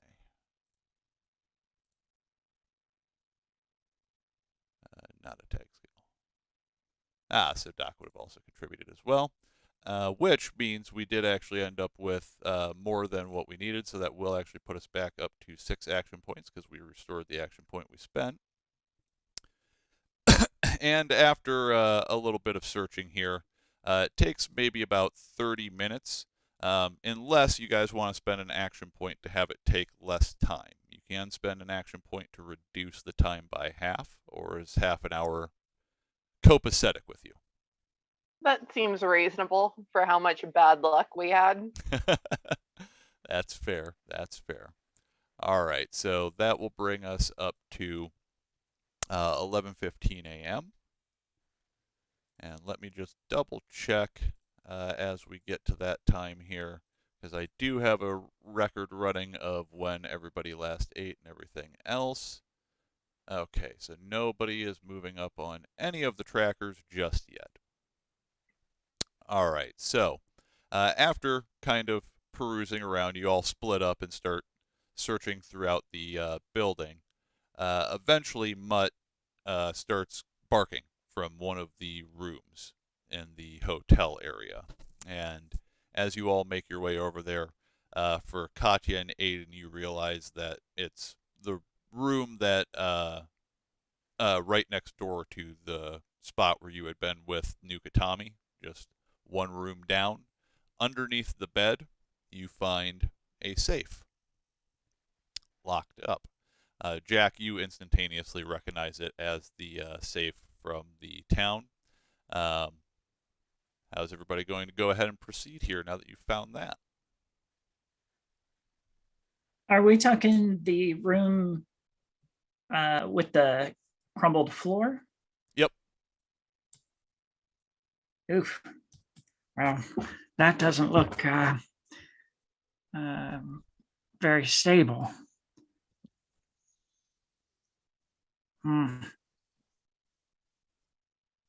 You feel I'll like go you in could and get it. probably get to it as long as you just take your time and you're careful moving through. A big one. Aiden, Mm, help me out. Help me carry it into the hall, sure. and then we'll move in carefully and slowly, and between the two of us. Well, you make your way across the loose rubble of floor that you find yourself on and manage to not cause anything to break out from under you or anything, and carefully slide the safe out from under the bed, and the two of you are able to easily manage to work it back across the room and get it out into the hall there.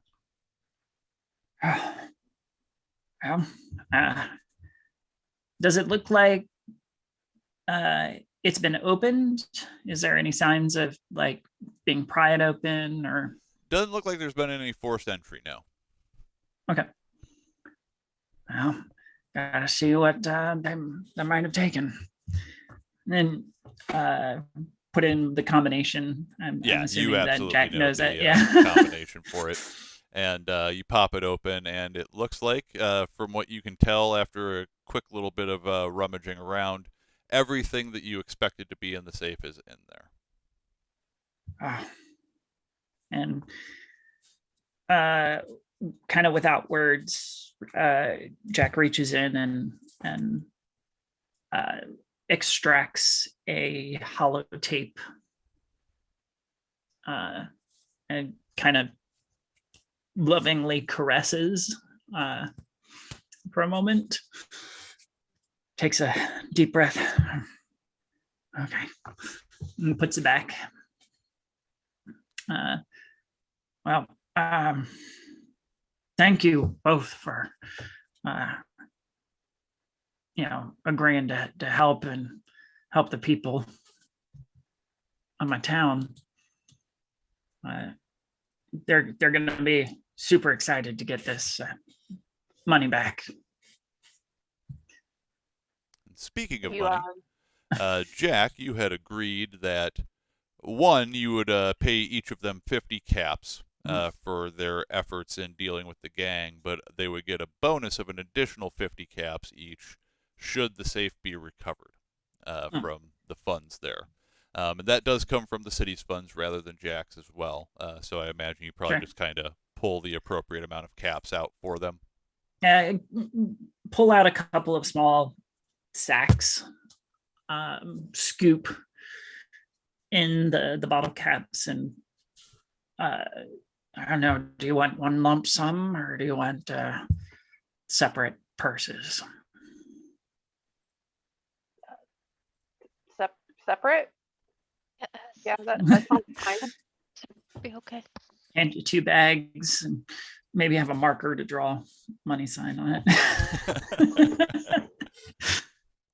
And when you each look inside the bag there just to see exactly what it is that Jack gave you as currency, you see a mix of different bottle caps. Most of them seem to be old Nuka-Cola caps, but you do recognize as well a couple of ones from not just the classic flavor of Nuka-Cola, but there seem to be some additional ones in there as well. As best you can tell, it probably indicates some kind of denomination because neither of the sacks has a full 100 individual bottle caps in it, but it has an assortment of a few caps in there. This, as I'm a man of my word, here's your pay for an honest work. And I hope this helps you in your travels. Oh, speaking of which, I told you I had information, and I do. I believe that there is a fancy smancy science facility company called ArcJet from back in the day. They might have something of what you're looking for, but if you find yourself needing some supplies along the way, there's a Red Rocket gas station on the way there, and then, or you can take a detour to the military depot. I'll mark them on your maps. And you kind of hold out your Pip-Boy there, and Jack fiddles around and places a couple more coordinates into your map here. So the locations themselves are all kind of dotted around the ruins of old pre-war Platteville, Wisconsin, and you now have a few different locations that are baked into your map interface that you can use to keep tabs of where you're going. And for our audience there, here is the current state of the map that the Vault Dwellers have on their Pip-Boy. It has a few different vaults from the region already denoted on there, which they originally got from the Overseer and the Vault Computer, just to give them a potential basis of places that they could look, because if any of these vaults were now open and no longer in use, there is a possibility that the thermal control chip could be taken from their reactors and used to obviously repair the one that you all have. But none of them were super close by, so now you do have a few leads at least that are more local to your area. And if things pan out, hey, maybe you'll be getting back to Vault 53 sooner than you thought. And after Jack gets the details plugged into your Pip-Boy there, Doc kind of steps up and, you guys handled yourselves pretty well back there, but you know, the Wasteland's a dangerous place, and listen, if you give me a cut of any salvage we find, any potential money we make on the way, I'd be happy to travel with you and watch your backs. It's I gotta imagine this world's a bit different than what you guys expected. No shit. Appreciate the help. Of course. Just doing my bit to try to make this world at least a slightly better place than all of this. Sounds all right to me.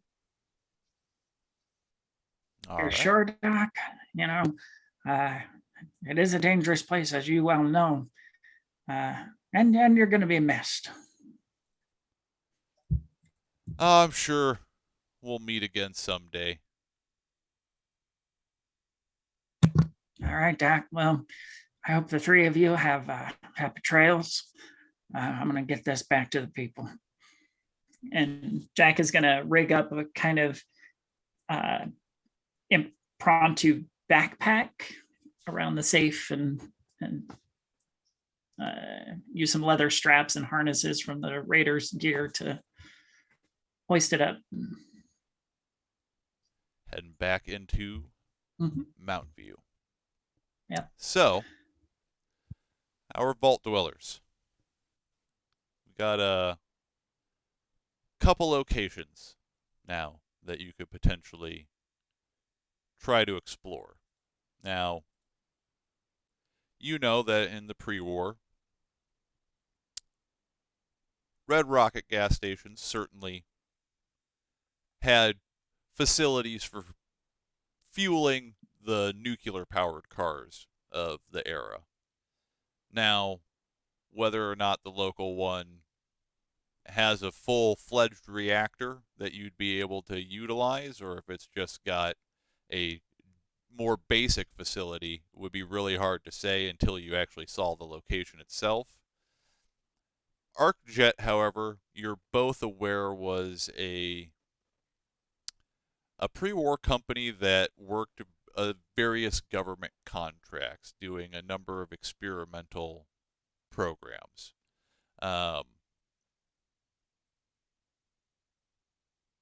Depending upon the type of facility that they have here, there would be a fairly good chance that if they had a reactor, it would be compatible with the systems that you have in the vault. And then, of course, there is the military base. Now, a military base is very much kind of a crapshoot. It would probably have some good salvage in it for sure, but having its own nuclear reactor, that's a lot less likely, especially considering that the pre-war town of Platteville, Wisconsin was more of a educational university-based city. You can't imagine that any type of military outpost here would have been all that impressive, but the choice is yours. I don't like our chances at the military base. It seems like the sort of place that somebody would be squatting in. Yeah, that seems fair. Think the gas station first? I think So it's long. possible the gas station might have already been picked over. It seems like it's just there for anybody to do whatever they want with it. That's true. I mean, if it's on the way, sure. If it's on the way, I vote we just stop and check it out. Yeah, that sounds fair. If it's not there, we at least have the other place. I don't think the military base is anything we should probably be poking about. I don't think it's gonna have anything. I don't like the idea of who else might be there, given what we've run into in just a small town. Yeah, I'm not too keen to go anywhere near it. So the least bad of the three options is probably this jet facility. Mm-hmm. That's my vote. Doc, what do you think? be fair, I don't know what this chip is that you guys are looking for, so sure. I mean, either way, I've got your back. All right, we'll go where you want, Aiden. All right. All right. And you all make your way out of the facility at the MCU here in Platteville and off into the broader ruins of pre-war Platteville. Now, the town itself is the pre-war town itself is in a state of pretty heavy disarray.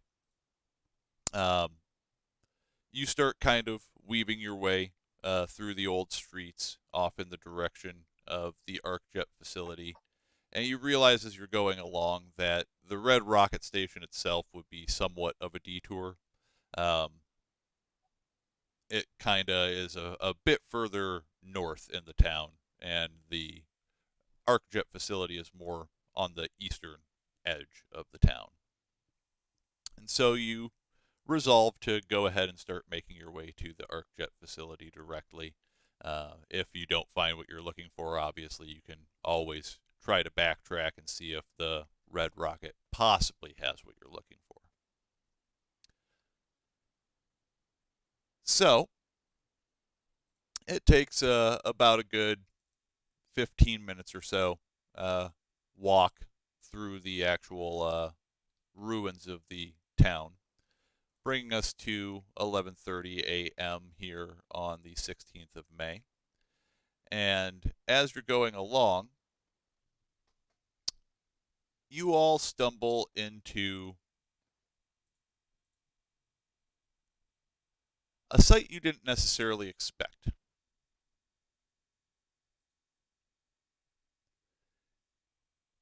What appears to be an old Mr. Handy robot is whirring along through the streets, carrying a small shopping bag and its pincers.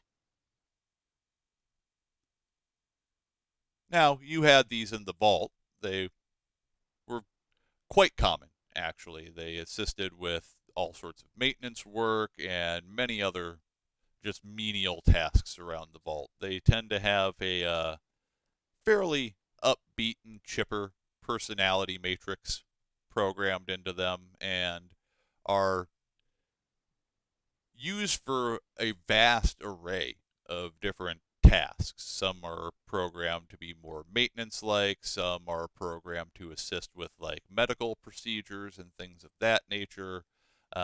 There were even some of this model commissioned even by the military. They used a different name, as you recall, something like Mr. Gutsy. But it was still the same general principle, just some of the arms that these robots had would be re-outfitted with different weapons in the military models. The one that you see here appears to be more of the standard consumer variety. It has two pincer arms, as well as an additional arm that you can't quite make out because it's around the other side of it. And they are kind of like a large, round main chassis with a thruster beneath them that allows them to kind of float along in the air. They kind of hover around. They have three arms that come off of them, as well as three eyes that come off of the top of the dome. Sensor modules, essentially, but their design kind of makes them look like eyes. Everybody always just refers to them as their eyes. The lenses, you can actually see directly in them, so it's almost like their eyes are focusing and things like that when they're looking around at stuff. And it's probably coming off of a side street, maybe just about 10-20 feet ahead of you as you're just a little ways out from the ArcJet facility. Now, the other thing that I will point out is that now that we have hit 11:30, you all are getting a little bit thirstier as you plug along. So we're actually now at the Tier 2 Thirst, which I do believe is going to give each of you a point of fatigue here.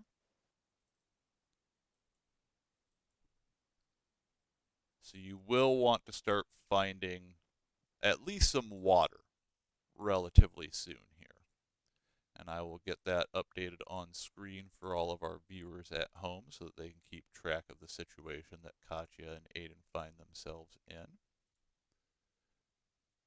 And let's see, that visible, and let's make that visible. All right, yep. There we go. So they each have one fatigue point due to the thirst that they are currently experiencing.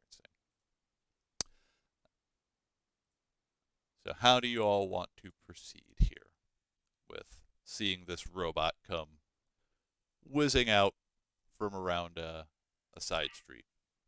So this strange Mr. Handy model is coasting along, humming to itself almost. You can hear like faint musical notes, what it would call music.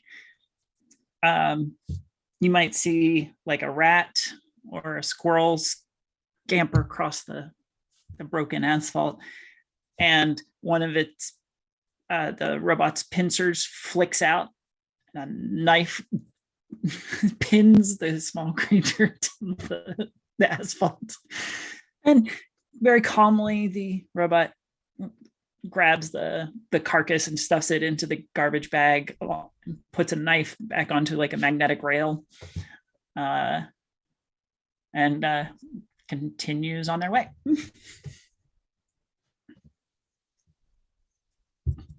That's sure something.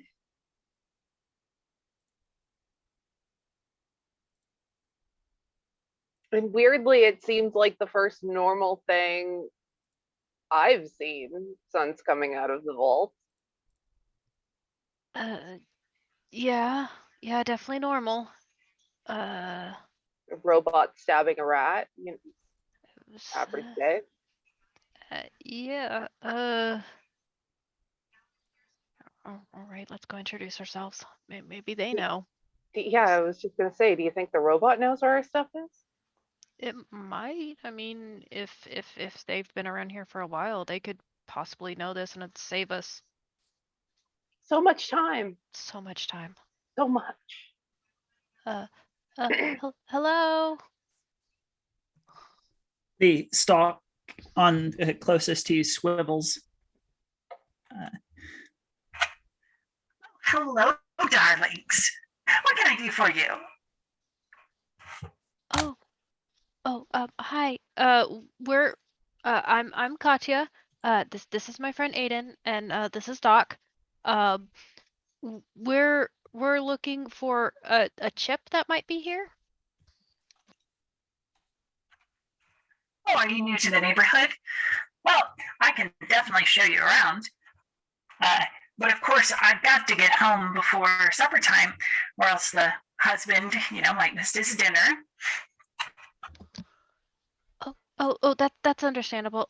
We're and she will describe like what they're looking for. I, having a goldfish brain, can never remember what it's called. Thermal control chip.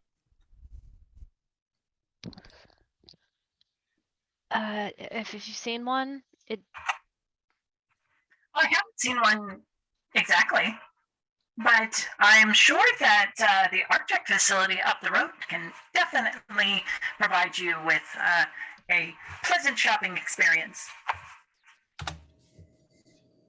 Oh, okay, thank you. Doc kind of leans over to the two of you and talks in a hushed voice. You know, these things usually aren't terribly hard to reprogram. It might not be too bad to have, extra hands, as it were. I mean, it would be nice, but she said she had to get home to their husband. Is it a robot husband? Because I mean, George? No. He's human as they come. Or at least he was about 270 years ago.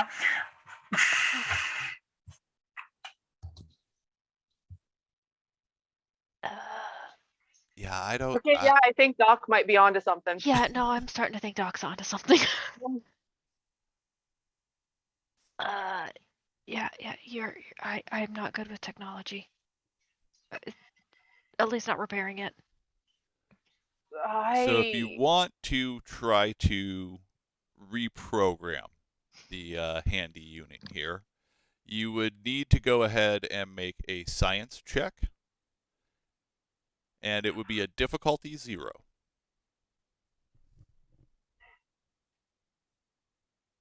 I am terrible at that. Is anybody not terrible at science? Katya, did you pass science? My pride wants to say yes, but the truth is no. So If my for kid were GM here, he could. clarification, I will say that of the two of you, the one who would have the better check is going to be Katya. Oh no. Okay. Because it's okay. intelligence and science are the two items that go together to pair on that particular check. And Katya is actually the smarter of the two vault dwellers. It's not hard. Oh. Aiden likes to hit things. You've never seen me help you've never seen me help John with his homework. All right, I'm going to give it a shot. It's fine. It's fine. We'll give it a shot. Hopefully I don't screw this up. So Want me to roll Katya, you start approaching the handy unit cautiously and Yep. positioning yourself so that you'll be able to get up to the main maintenance panel. Apologies. Can I help you with something? Oh, so your husband, name is George. What's his favorite food? Well, I believe that he really loved my meatloaf, but since beef has become, extinct, I've been able to make some fantastic casseroles with squirrel and rat. Oh, is that why you're getting the rats? Oh, yes. Unfortunately, the grocery store was all out. She just kind of looks at Aiden like, help me. Aiden is confused, bewildered, and also thinks this is hilarious.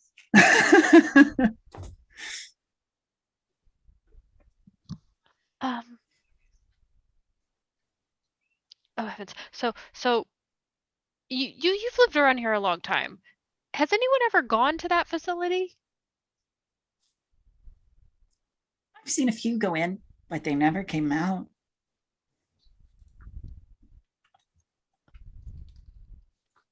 Gosh. Could I just look at and she's gesturing to the panel, just like, can I just check one thing? Certainly, darling. Okay, thank you. And she's gonna try and reprogram and everybody pray. Go ahead and make the science check for me. Oh. And if you want, you can buy additional dice with your action points. But you get 2 dice. I still already have some luck. It's fine. It's all fine. We're fine. I'm just closing my eyes. It's fine. All right, you got a success. Yay! Okay, maybe she picked up something from homework. So you kind of start fiddling around with the keyboard that's inside the panel there and messing with the direct programming. Or I'm sorry, it's not a keyboard in there. You actually would interface your Pip-Boy with it and do it through your Pip-Boy. But after a few moments, you get to the line in the code where the ownership details of the robot, where it currently has the husband's name in there, which is at this point, now that you're directly accessing it, easy for you to clear out, and you can put in any details that you would want. Goodbye, Because George. because Katya's very much like, we're gonna get the chip and we're gonna go home, and like she's planning on never like stepping out of the vault again. She's gonna put Doc's name All right. because she's like, if we go home, like he still needs somebody. Like that could be good. Aw, that's sweet. All right. So you reprogram the ownership of the Miss Homemaker model of the Mr. Handy units here to be owned by Doc. And for you, Betty, it's a kind of strange experience. Within a moment, just your sense of drive to do things for George just suddenly wipes from your mind. Evaporates. And is quickly replaced by a need to fulfill the needs of Doc. What is Doc's name? As far as you know, Doc. Just Doc. That's all Doc introduced themselves as to the Vault Dwellers, so I'm assuming that's probably what was put in for your details in regards to how to address him. I think in the selection it's going to be enter gender preference of spouse.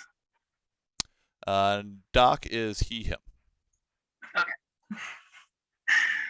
As the last line of code, done, enters in, and Mr. George MacArthur wipes from Betty's memory, and Doc comes in. You see the stalks kind of like freeze for a moment, focus, unfocus, focus, and then the one closest to Doc zooms in.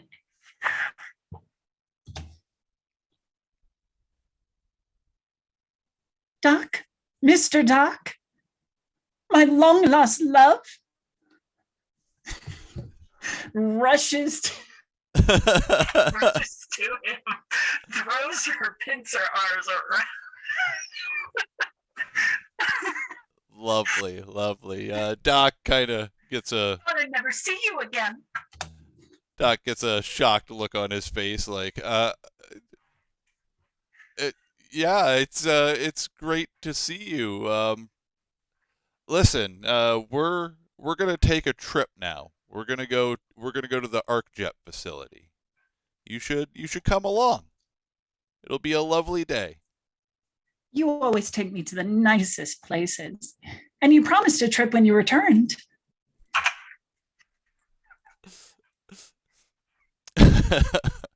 And you all begin slowly making your way down the road to the ArcJet facility, with Doc a little confused by the sudden turn of events. 1 second here.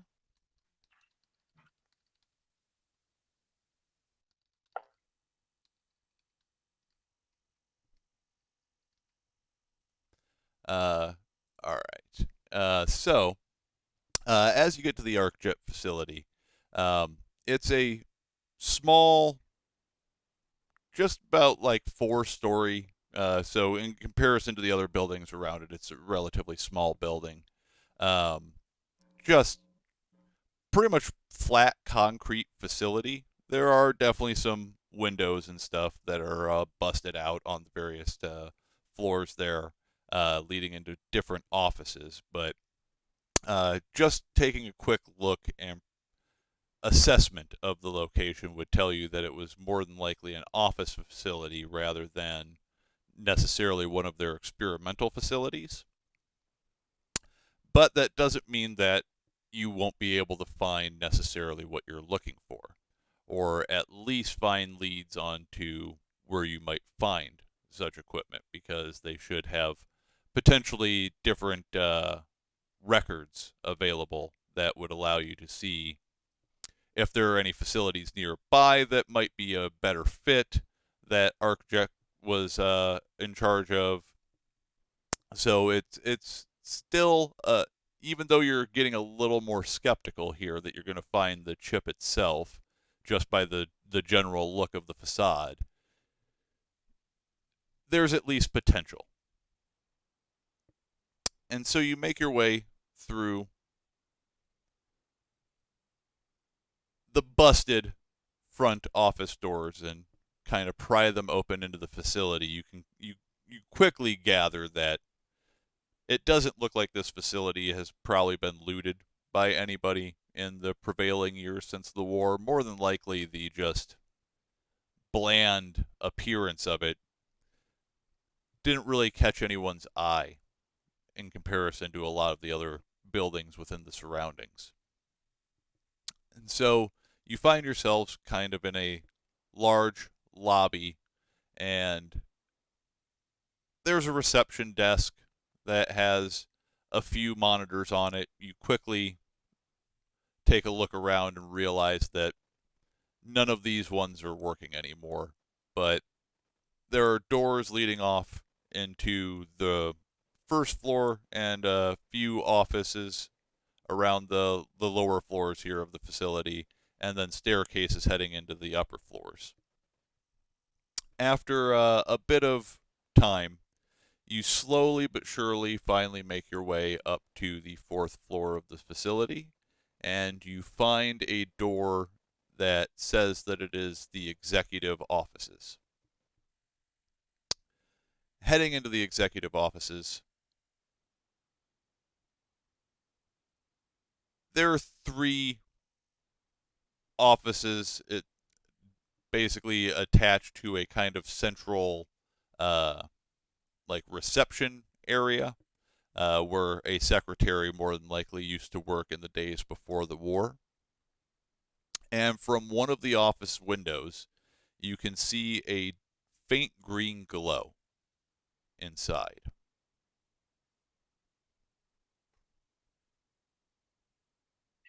That seems both ominous and like something we should be looking for.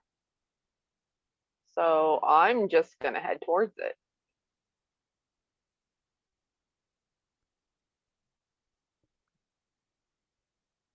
Katya's gonna she's gonna draw her gun out and just hold it at her side, but she is gonna follow.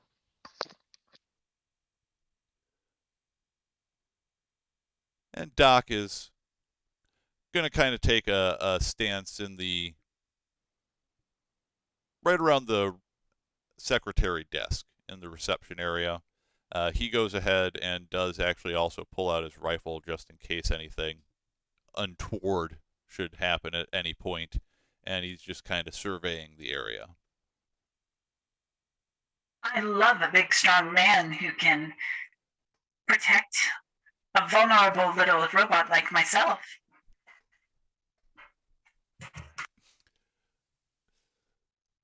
So, Aiden, you stride boldly into this office here. Boldly, yeah, all right.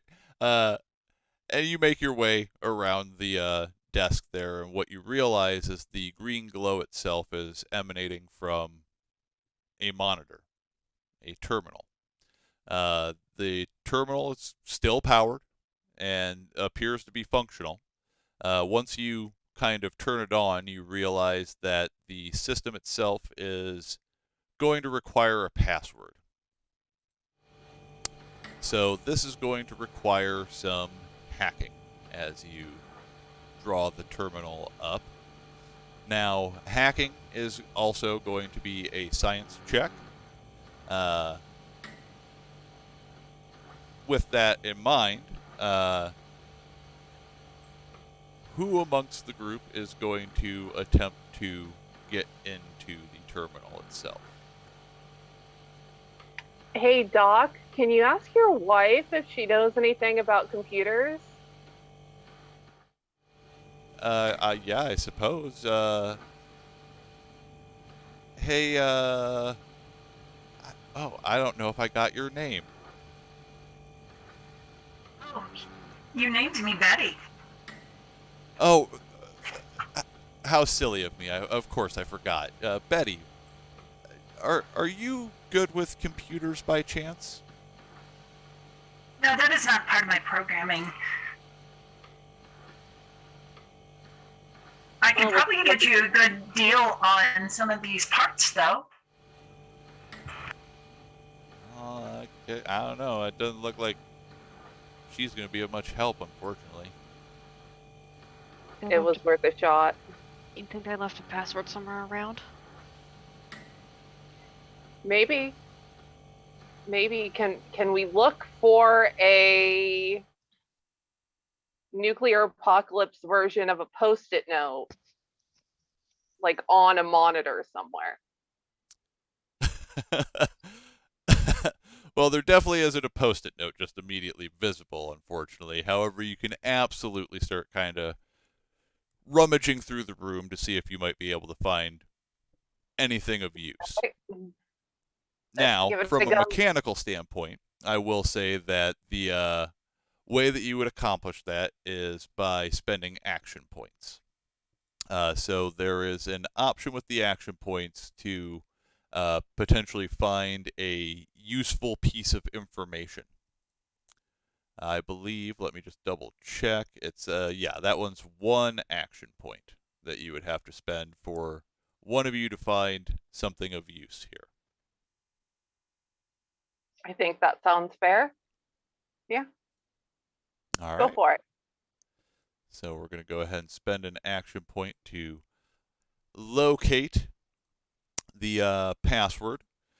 So after a few minutes of searching here, you manage to pull open one of the drawers on the desk, and there's a book in there that, after leafing through a couple of pages, you see a note that says, "Stop forgetting this." And there's just the word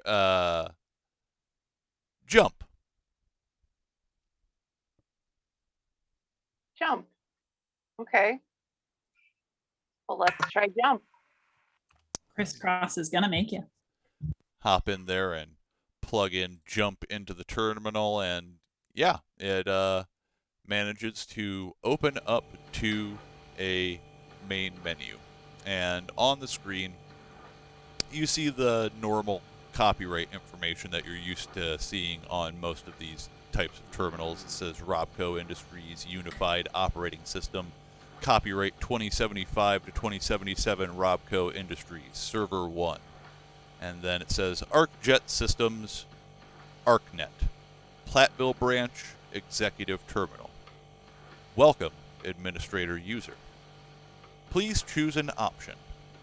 Accounting, Human Resources, Payroll, Records. Records seem like it might be a good first attempt. I mean, I don't know if we need their paychecks. No, Oof. I don't. That All just right. seems like it'd be depressing. Could you So, imagine what the former pay rate was? Yeah, Records. records. so Aiden types in records into the terminal and hits enter, and it pulls up the record submenu that has apparently two entries still in it. There's one dated 9/16/2077 and one dated 10/02/2077.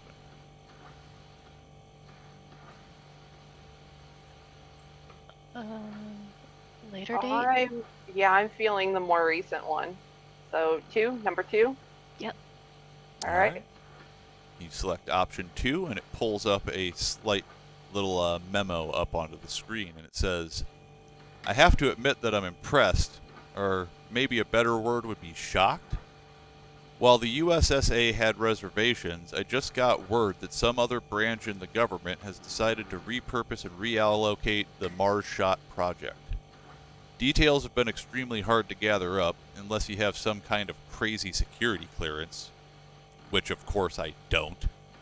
Either way, I've sent word to recruitment to reinitiate the contract with MCU. From what I have been able to piece together, the whole project is now operating under a new name, Project Exodus. Apparently, they will be operating out of the Chicago branch now that their new Vault-Tec reactor is up and running. Outside of that, details are pretty slim. I've never seen a project have this much red tape attached to it in all my years working here. At least now the staff can stop looking at me like I'm the devil.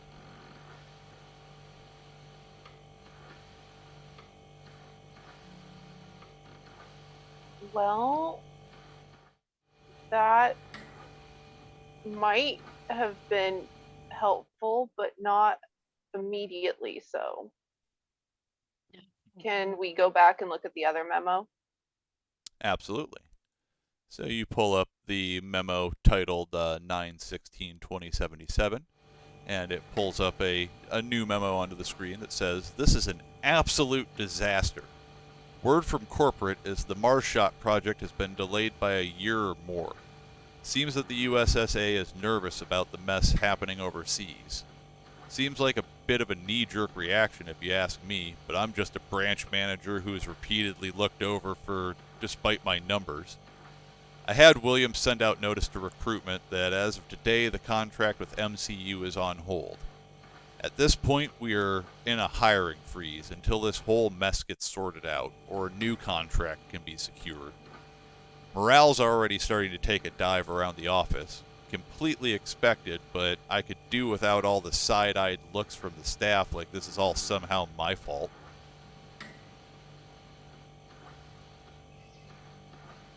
Aiden understood absolutely none of that. I mean, it seems like bureaucracy. So it's not, it doesn't seem like a lead. I don't know, Katya, do you think that there's anything else worth digging around in here for?